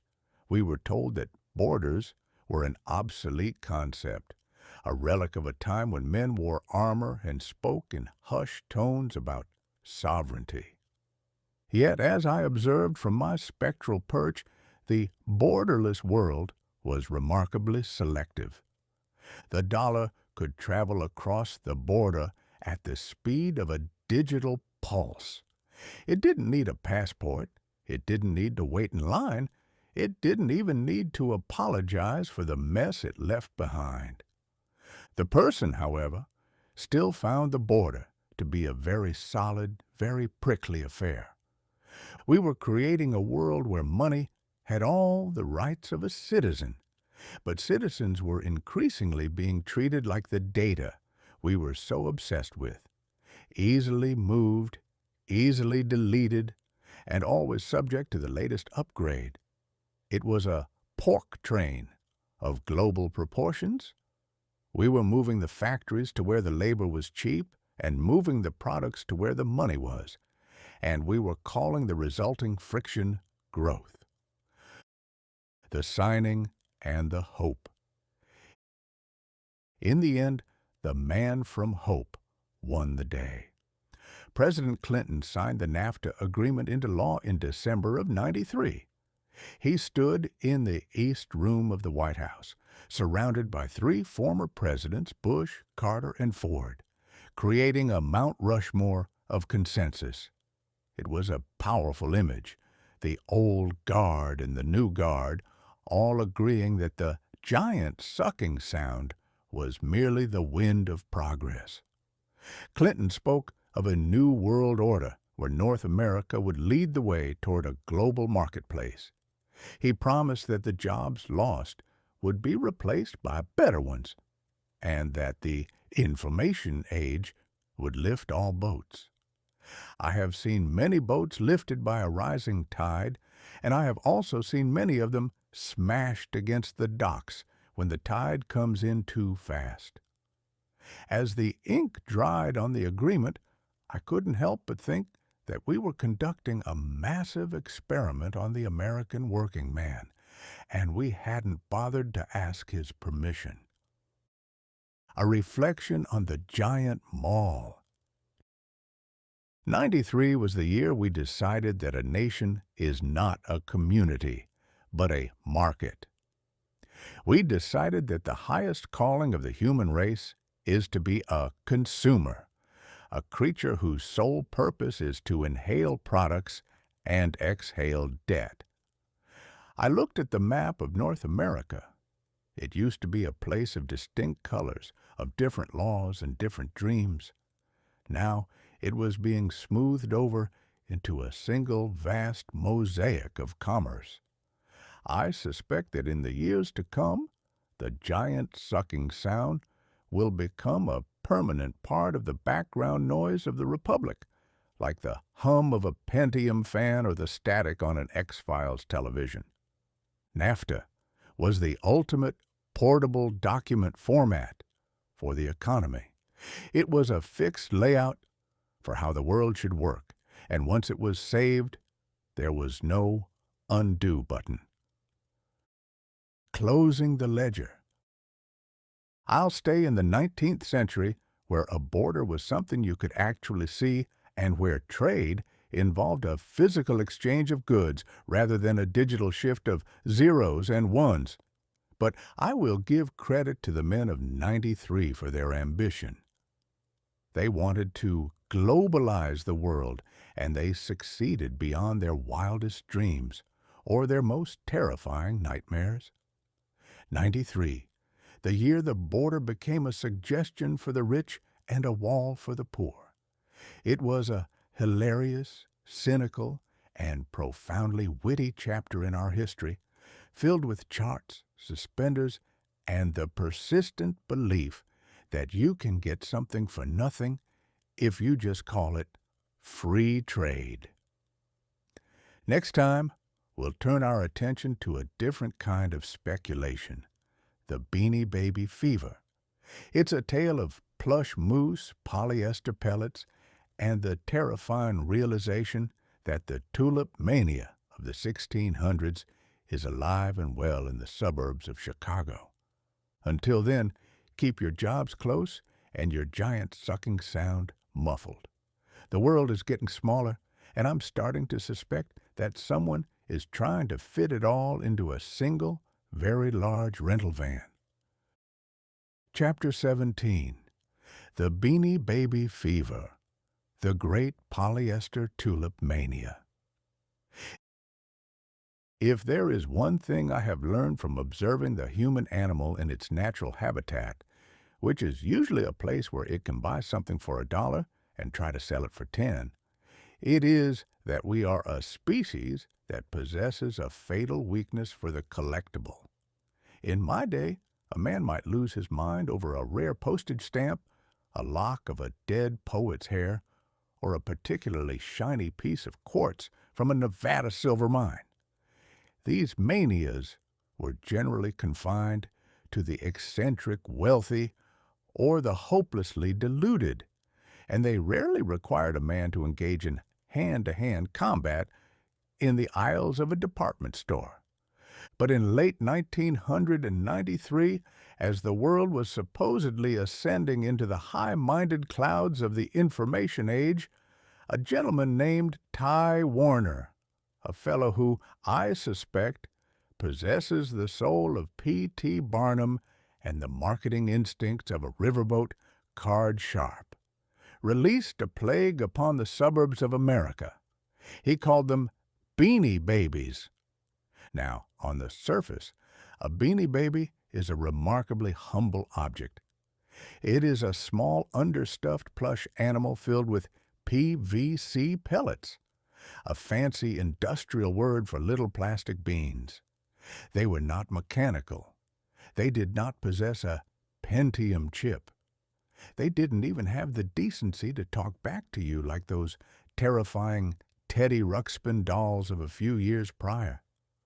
They were simply floppy, pocket-sized creatures that looked as though they had been designed by someone who had seen an animal once, a long time ago, through a very thick fog. The understuffed humbug. The genius of the Beanie Baby lay in its floppiness. Mr. Warner, in a stroke of brilliance that would have made a Gilded Age industrialist weep with envy, decided that the toys should be only partially filled. This allowed the animals to be posed in various lifelike, or at least vaguely slumped, positions. I observed a grown man in a three-piece suit holding a plush pig named Squealer. He was poking at its belly with a look of profound concentration. I asked him what he was doing, and he replied, with the gravity of a man discussing the gold standard, that he was checking the density of the pellets. I realized then that we had entered a new era of human folly. We had built the Mosaic browser to share the sum total of human knowledge, and we were using our newfound connectivity to discuss whether Legs the Frog had a more pleasing texture than Pinchers the Lobster. The retirement of sanity. The true witty part of this history, or cynical, depending on whether you've ever had to pay a mortgage, was the concept of retirement. In the toy business of the 19th century, if a product was popular, you made as many as the factory could churn out until every child in the Republic had one, and the market was as saturated as a Missouri bottomland after a spring rain. But Ty Warner understood the information age better than the engineers at Intel. He understood that scarcity is the mother of greed. Every so often, without warning, the company would announce that a particular animal, say Brownie the bear, was being retired. It was no longer being made. It was out of print. This triggered a psychological event in the American suburbanite that I can only describe as a polyester panic. The moment a $5 toy was retired, its virtual value skyrocketed. Suddenly, a bear that had been used as a chew toy by a golden retriever yesterday was being traded on the early information superhighway for $500 today. I saw a woman in Illinois, a state that should know better, having produced Mr. Lincoln, engaged in a shouting match with a shopkeeper because he wouldn't let her buy the entire crate of Chocolate the Moose. She claimed she was securing her daughter's college education. I have seen many speculative bubbles in my life. I once bought shares in a machine that was supposed to extract gold from seawater, but the idea of funding a university degree with a moose stuffed with plastic pellets is a humbug of such magnificent proportions that it almost deserves a monument in the town square. The tulip mania of the suburbs. I sat on my digital porch and thought back to the 17th century, to the tulip mania of the Dutch. In 1637, a single tulip bulb could cost as much as a house in Amsterdam.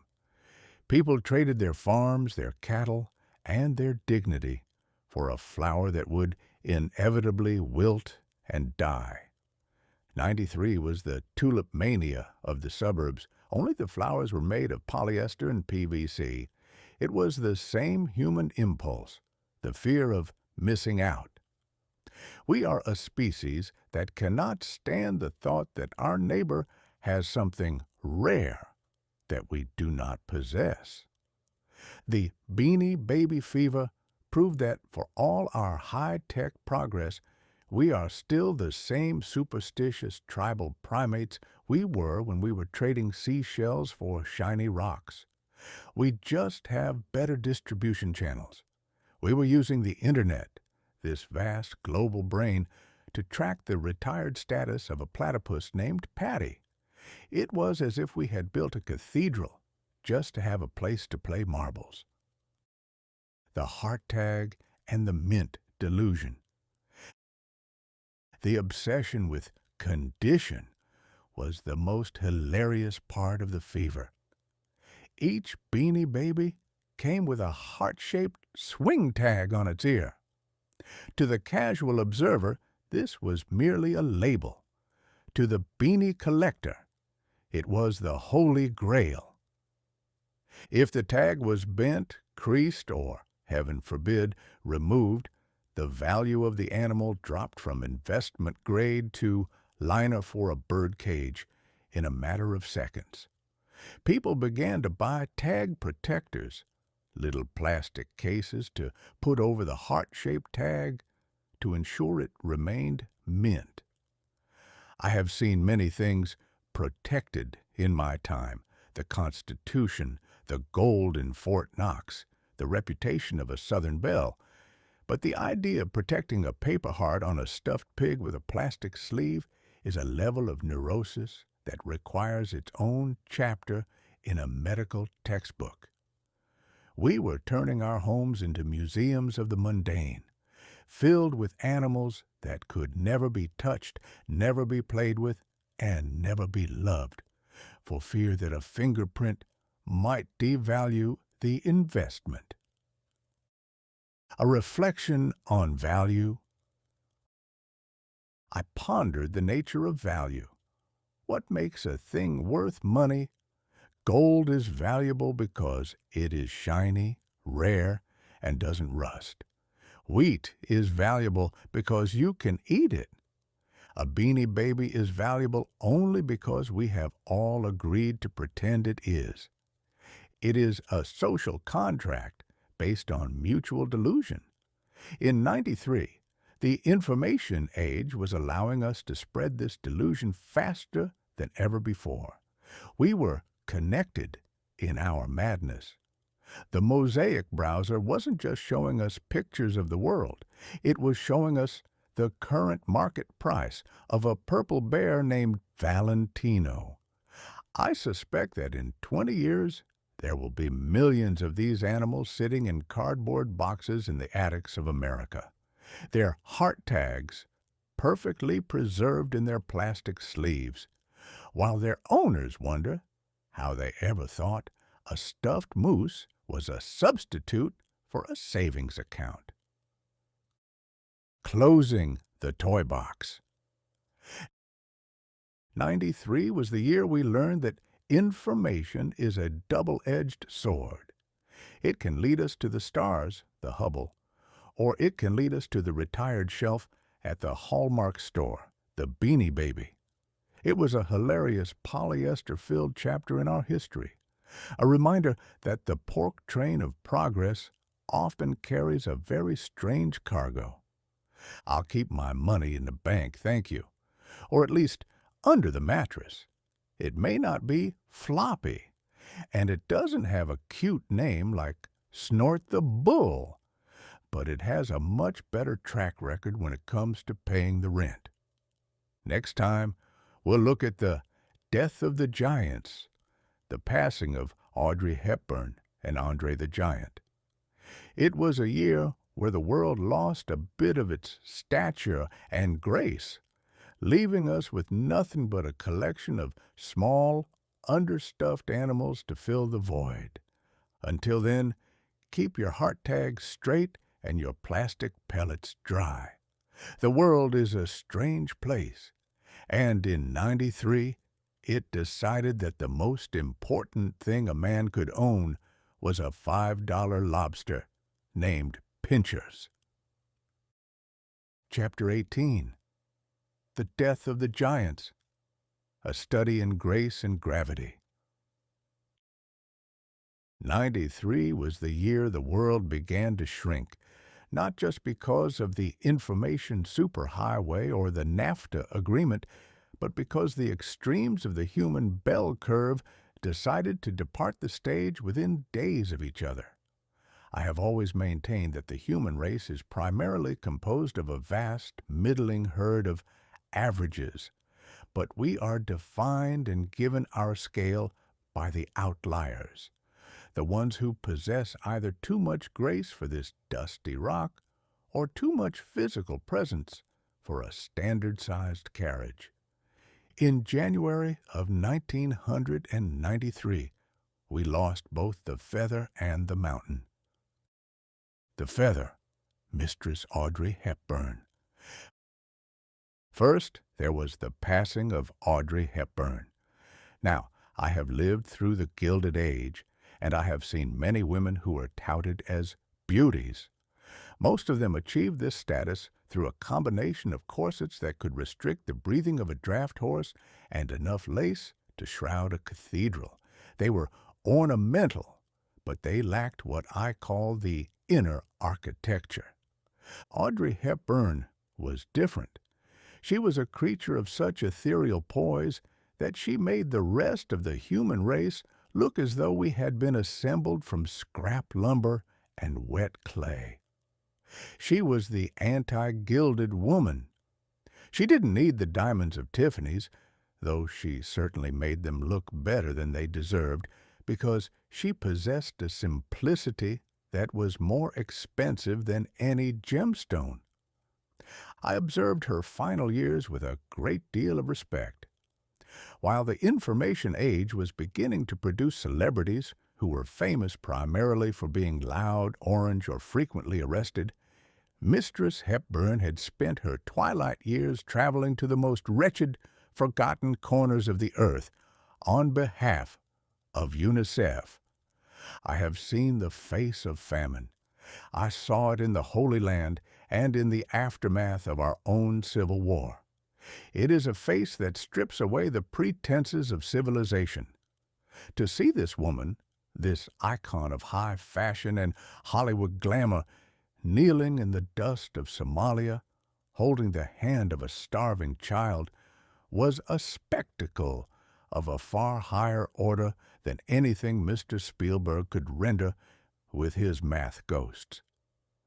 She had traded the little black dress for a dusty field jacket, and in doing so, she proved that grace is not a fashion choice.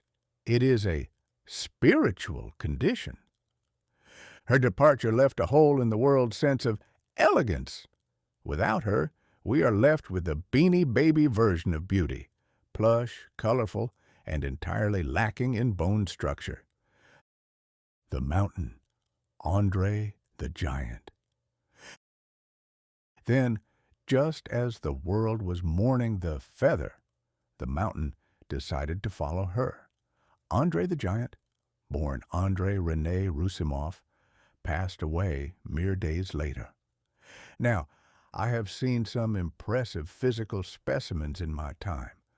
I've seen the stevedores of New Orleans who could lift a bale of cotton with one hand, and I've seen the giants of the traveling circuses who were mostly composed of stilts and padding.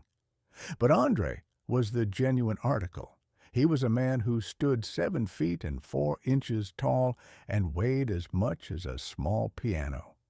He was called the Eighth Wonder of the World, a title that I usually find is reserved for a particularly large pumpkin or a very successful swindler, but in Andre's case, it felt like an understatement. I have a deep affection for the world of professional wrestling. It is the most honest humbug in America. It is theater for people who like their metaphors to be delivered via a folding chair to the cranium. Andre was the king of this theater. He was a man of gravity. When he entered a ring, the very air seemed to get thicker. But it wasn't just his size that made him a giant. It was the legendary scale of his life. I heard tales of his appetite that would make a Roman emperor blush. There is a story that he once consumed over 100 beers in a single sitting, a feat of hydration that I find both terrifying and deeply admirable. I have spent many an evening in a Missouri tavern, and I can tell you that a man who can drink 100 beers and still find his way to the door is a man who has mastered the physical world in a way the rest of us can only dream of. The gentle giant of the silver screen. To the information age, however, he was best known as Fezzik in The Princess Bride. I watched that film in the digital ether and realized that Andre was the perfect first-person experience. He didn't have to act like a giant. He simply was. His performance was a masterpiece of witty gentleness. He was a mountain that didn't want to crush you, even though he very easily could. In a year where we were obsessed with CGI dinosaurs and Jurassic terrors, Andre was a reminder that a real physical human being can be just as awe-inspiring as anything made of pixels. He had a heart that was apparently as large as his torso, and it eventually gave out because the world was simply too small to contain his spirit. The averageization of the world. I sat back and pondered the coincidence of these two departures. It seemed as though the universe had decided that the scale of 93 was getting out of hand, and it was time to bring the extremes back toward the middle. With the feather and the mountain gone, the world felt a bit more average. We were left with the middle. We were left with the politicians in their pork train suits, the Pentium chips in their beige boxes, and the Beanie Babies on their shelves. We were becoming a world of standardized parts. In the Gilded Age, we valued the eccentric. We loved the man who was too big for his britches and the woman who was too graceful for the gutter. We lived in a world of high contrast. But the information age is a world of gray scale. It wants everything to be compatible. It wants every document to be a PDF and every human being to be a user. The irony of the small world.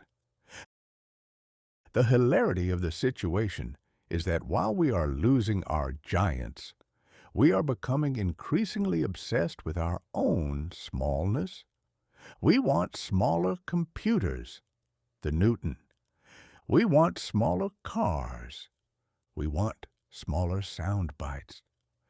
We are shrinking the world so that it will fit inside our pockets, and in the process, we are losing the ability to appreciate the things that are truly large.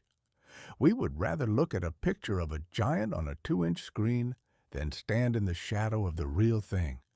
Audrey Hepburn and Andre the Giant were not users. They were not data points. They were presence. They were a reminder that the human form can be a vehicle for either the most delicate beauty or the most staggering power. A final toast to the outliers. I find myself missing the giants. I miss the era when a person could be a legend without the help of a Mosaic browser or a public relations syndicate. Audrey and Andre didn't need likes or retweets. They needed only to stand in a room, and the room would immediately rearrange itself around them. 93, the year the world lost its stature and settled for connectivity. It was a somber, witty, and deeply reflective chapter in our history, a reminder that while we can build a Pentium that calculates 1 billion things a second, we cannot build a heart that possesses the grace of a Hepburn or the literal gravity of an Andre. I'll raise a glass to them, perhaps not 100 glasses, as I am not a giant, but at least one, to the feather and the mountain. May they find a heaven where the dresses are all perfectly tailored and the beer is always free. Next time, we'll move into The Shadow of Schindler's List, a movie that reminded the world that even in an age of entertainment, some stories are too heavy for popcorn. It's a tale of the banality of evil and the poetry of a ledger. Until then, stand tall, or at least as tall as your Pentium will allow. The world is getting smaller, and we need all the height we can get. Chapter 19. The Schindler's List. Shadow.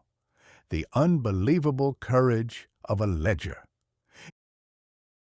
In the late autumn of 1993, the American public, already exhausted by the giant sucking sound of trade deals, the digital screaming of Pentium chips, and the sight of adults fighting over polyester lobsters, was summoned back to the darkened theaters for a final somber lesson in human nature.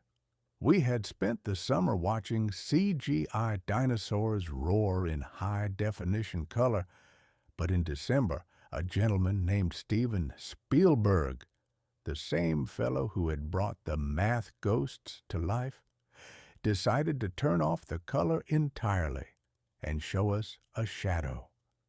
He released a film called Schindler's List. Now, I have always had a complicated relationship with the concept of entertainment. In my day, a spectacle was usually something that made you forget your troubles. A minstrel show, a circus, or a particularly spirited public hanging. The idea that you would pay several dollars to sit in the dark and be reminded of the absolute worst, most putrid depths of the human soul was a concept that would have baffled the average citizen of the 1870s. "Life is hard enough, Mark," they would say. "Give us a man who can jump over a barn or a dog that can play the banjo." But the information age is different. It is an era obsessed with reality, yet it is perpetually terrified of the real. We build virtual realities to escape our houses, and then we build documentaries to remind us why we wanted to leave in the first place. The color of morning in an age of technicolor. The first thing that struck me about this production was the lack of color. In an age where the Mosaic browser was promising us a world of vibrant pixels and the television was becoming a neon altar of excess, Mr. Spielberg chose the palette of my own youth, black, white, and the infinite mournful shades of gray in between. It was a brilliant humbug in the best sense of the word. By stripping away the color, he stripped away the distance. Color is a comfort. It tells us that the world is vibrant and alive. Black and white, however, is the language of the archive. It is the language of truth, caught in a silver halide trap. It made the tragedy of the 1940s feel not like a historical footnote, but like a nightmare that was still happening just behind the screen. I watched as the audience, hitherto preoccupied with their popcorn and their cellular telephones, fell into a silence so heavy you could have anchored a steamboat with it. There is something about the flickering of a black and white image that bypasses the Pentium logic of the modern brain and goes straight for the primitive, fearful heart. The scoundrel and the savior. The story centered on a man named Oskar Schindler. Now, here is a character I can understand. Schindler was a bon vivant, a wheeler dealer, and a scoundrel of the first water. He was a man who arrived in Poland with a suitcase full of hope and an eye for the main chance. He was a war profiteer, a man who saw the invasion of a country as a marvelous opportunity to acquire a cheap kitchenware factory and a great deal of free labor. In short, he was a Gilded Age entrepreneur with a Nazi party pin. I have seen his type on the Mississippi, men who would sell you a ticket on a sinking boat and charge you extra for the life jacket. But the witty and profound mystery of the human heart is that it can change its software without warning. Schindler, through some glitch in his own greedy operating system, began to see the data differently. He stopped seeing labor and started seeing souls. He began to use his fortune, his ill-gotten war profiteer fortune, to buy the lives of his workers. It was a marketplace of mercy. He bribed the scoundrels of the SS with diamonds, whiskey, and the very kitchenware his factory produced. He played the system like a master riverboat gambler, bluffing and betting against the house of death until he had saved 1,100 people. The banality of the monster. The foil to Schindler was a fellow named Amon Goeth, the commandant of the Plazoff labor camp. If Schindler was the savior, Goeth was the system personified. I have spent a lifetime writing about scoundrels, but Goeth was something else. He was the banality of evil. He would stand on his balcony in the morning, bare-chested and bored, and shoot people in the camp with a rifle as if he were picking off pigeons on a fence. It wasn't passion. It was housekeeping. This is the true terror of the information age, not the monster who screams, but the bureaucrat who kills because it is on the to-do list. Goeth viewed his victims as data points to be deleted. He was the eraser in the machine. Watching the interplay between the two men, the one using the system to save and the other using it to destroy, was a more terrifying first-person experience than anything I saw in the halls of doom. The unbelievable courage of a ledger. The climax of the film, and the source of its title, is the creation of the list. In '93, we were obsessed with data entry. We were putting everything into our Pentium computers, our contacts, our schedules, our Beanie Baby inventories. We believed that the ledger was a tool of commerce, a way to track the giant sucking sound of the economy. But in Schindler's List, the ledger became a holy document. It was a list of names typed on a clattering manual typewriter, a machine that doesn't have an undo button and doesn't care about your handwriting recognition. Each name on that list was a life. Each tap of the key was a reprieve from the gas chamber. I have seen many beautiful poems in my life.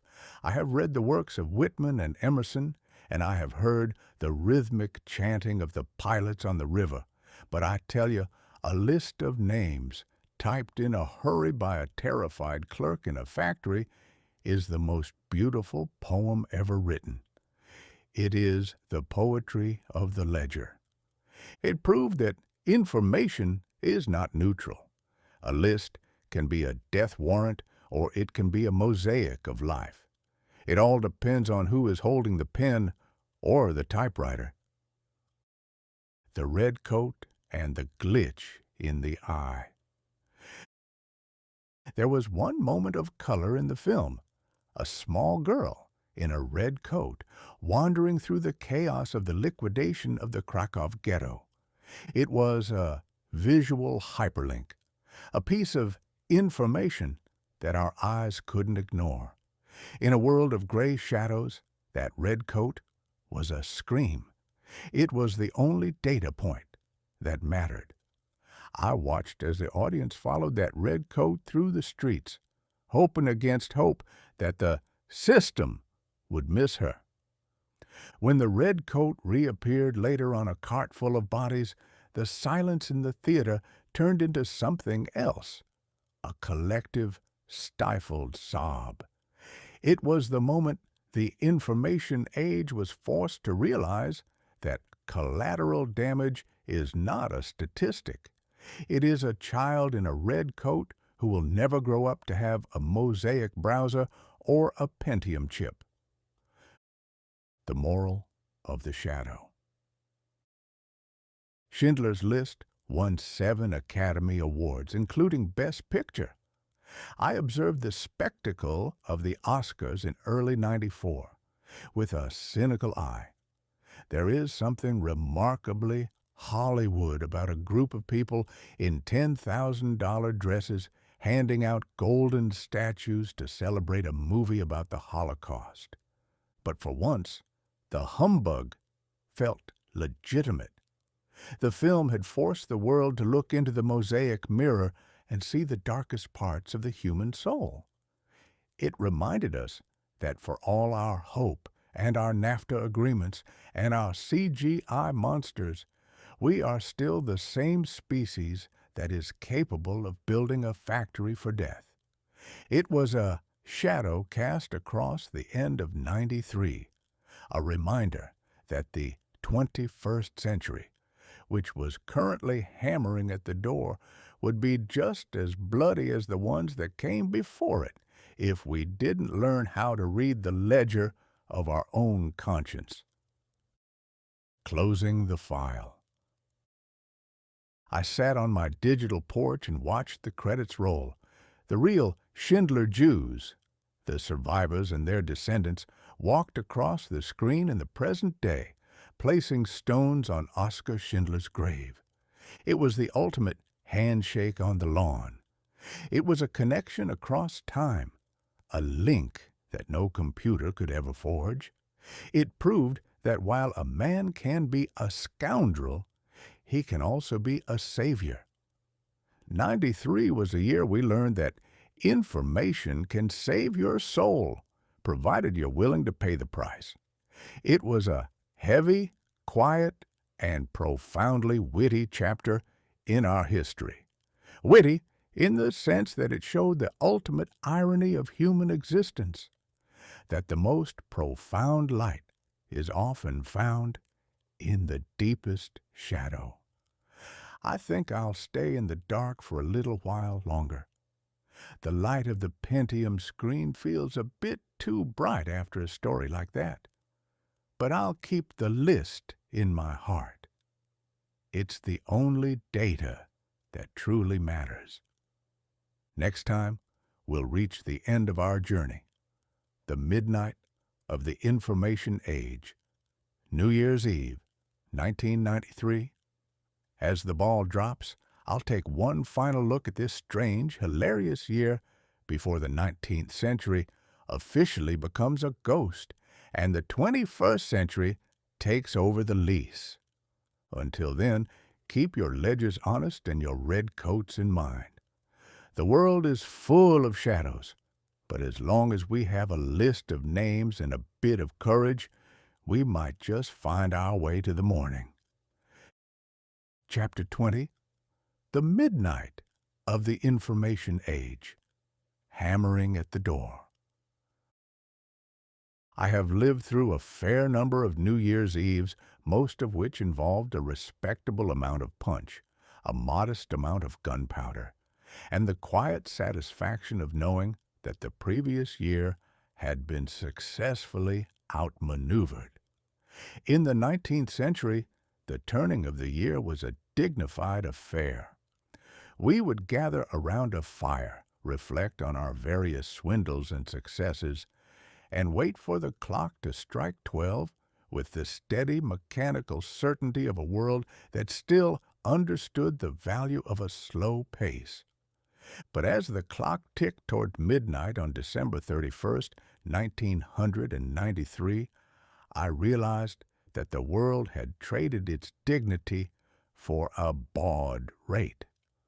We were no longer merely turning a page on a calendar.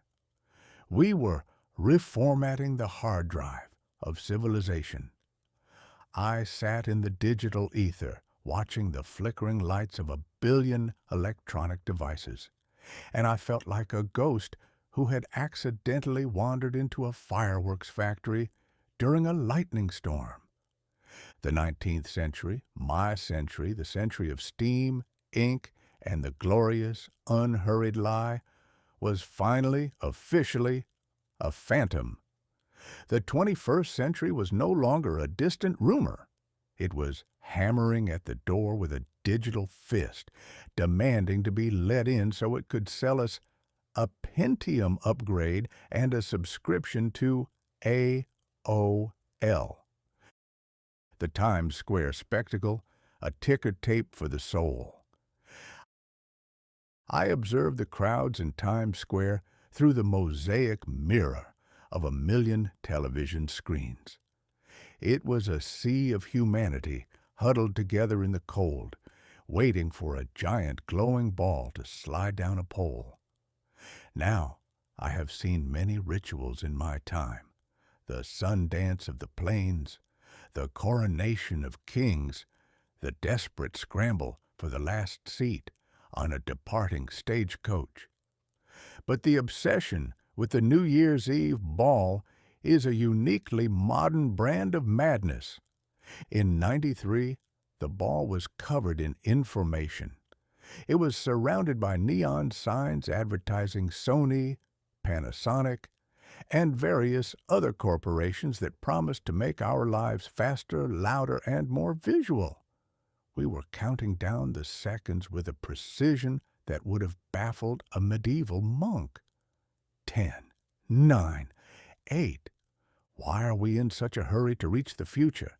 I suspect it's because we've made such a mess of the present that we're hoping the next year will come with a save game feature or a PDF that we can't accidentally edit. We treat the new year like a global reset button, forgetting that the data of our follies is always portable. The year in the rearview mirror, a mosaic of absurdity. As the final seconds of 93 evaporated, I took a moment to review the files we had created over the previous 12 months. It was a ledger of such staggering variety and spectacular contradiction that it could only have been authored by a species that is half angel and half donkey. We had hope in January, blowing a saxophone in Washington while promising a new covenant that looked remarkably like the old one, only with more charts and better hair. We had terror in February as a yellow rental van proved that the gilded towers of New York were not as solid as we had imagined. We had ghosts in the summer as digital dinosaurs roared and the Mosaic browser taught us that a picture is worth 1,000 words, provided you have 10 minutes to wait for it to load. We had mud and handshakes in the autumn as the Mississippi reminded us who was boss and two old lions tried to rewrite the encryption of a 1,000-year-old grudge on a lawn in Washington. And we had Beanie Babies and Schindler's List at the end, proving that we can be moved to tears by the greatest tragedy in history, and then go out and punch a neighbor over a $5 stuffed moose. It was a year of information, but I'm not entirely sure we were any informed. We had more data than a Nevada silver mine has dirt, yet we were still using it to look for aliens in the X-Files and frag our co-workers in the halls of doom. We were online, but we were still very much off track. The blinking lights of the always on. The most profound change of 93 was the sound. In my day, the night was silent, save for the occasional hoot of an owl or the rhythmic chuff of a steamboat. But at the end of 93, the night was filled with the sound of the modem. It is a sound like a bag of angry crickets being fed into a coffee grinder. It is the sound of the world trying to connect. As I looked out across the Republic, I saw the blinking green lights of 1,000,000 modems, each one a tiny lighthouse in a sea of digital zeros and ones. We were no longer a nation of neighbors. We were a nation of nodes. We were becoming always on, a condition that I suspect will eventually lead to a global nervous breakdown, or at the very least, a very high demand for headache powders. We were building the information superhighway, and we were so excited about the speed that we didn't notice we were also building the world's largest distraction. The ghost of the 19th century takes his leave. I realized then that I am the last of a dying breed. I am a man of the analog. I believe in the ink stain and the physical page. I believe that a story should have a beginning, a middle, and an end, rather than a hyperlink that leads you to a photograph of a cat in a hat. The 19th century was a century of character. We had villains who looked like villains, heroes who looked like heroes, and a general understanding that if you wanted to change the world, you had to actually go outside and do something about it. But the information age is a century of simulation. We are becoming ghosts in our own lives, preferring the CGI dinosaur to the real lizard and the mosaic reflection to the actual view. The hammering at the door is the sound of the future demanding our attention. It wants every second of our lives. It wants to download our dreams and upload our fears. It wants to turn us into pork train consumers who are always looking for the next Pentium fix. a final toast to the folly. The ball dropped, the crowd roared. Auld Lang Syne was played with a synthesized enthusiasm that would have made a real bagpiper weep with shame. 1994 had arrived, bringing with it the promise of even more information, even faster chips, and a mysterious thing called the World Wide Web that was currently spinning its silk around the globe. I raised my spectral glass to the Mosaic mirror. To 93, I whispered. The year we decided that the truth was out there. The dinosaurs were back here. And the most important thing a man could own was a portable document and a plush lobster. It was a hilarious, smart, and profoundly witty year, mostly because of the spectacular humbugs we managed to perpetrate upon ourselves. We are a species that never learns, and that is what makes us so endlessly entertaining to a ghost with a sense of humor. Closing the log, a final fall asleep. As you close this book and drift off toward the quiet shores of sleep, remember the lesson of 93. No matter how fast your Pentium runs, the river still flows at its own pace. No matter how many Beanie Babies you collect, you can't take the PVC pellets with you. And no matter how many handshakes occur on the lawn, the human heart still requires a bit of decryption every single day. The information age is a loud, bright, and dizzying place. But in the end, it's just another story we're telling ourselves to keep the dark at bay. So turn off your Mosaic browser, put your Newton in the drawer, and let the giant sucking sound of the world fade into the distance. The 19th century is a ghost. The 21st is a hammer, but the present is just a quiet room and a long, deep breath. Good night, 1993. You were a magnificent pork train of a year, and I wouldn't have missed it for all the silver in Nevada. The end. This has been Mark Twain.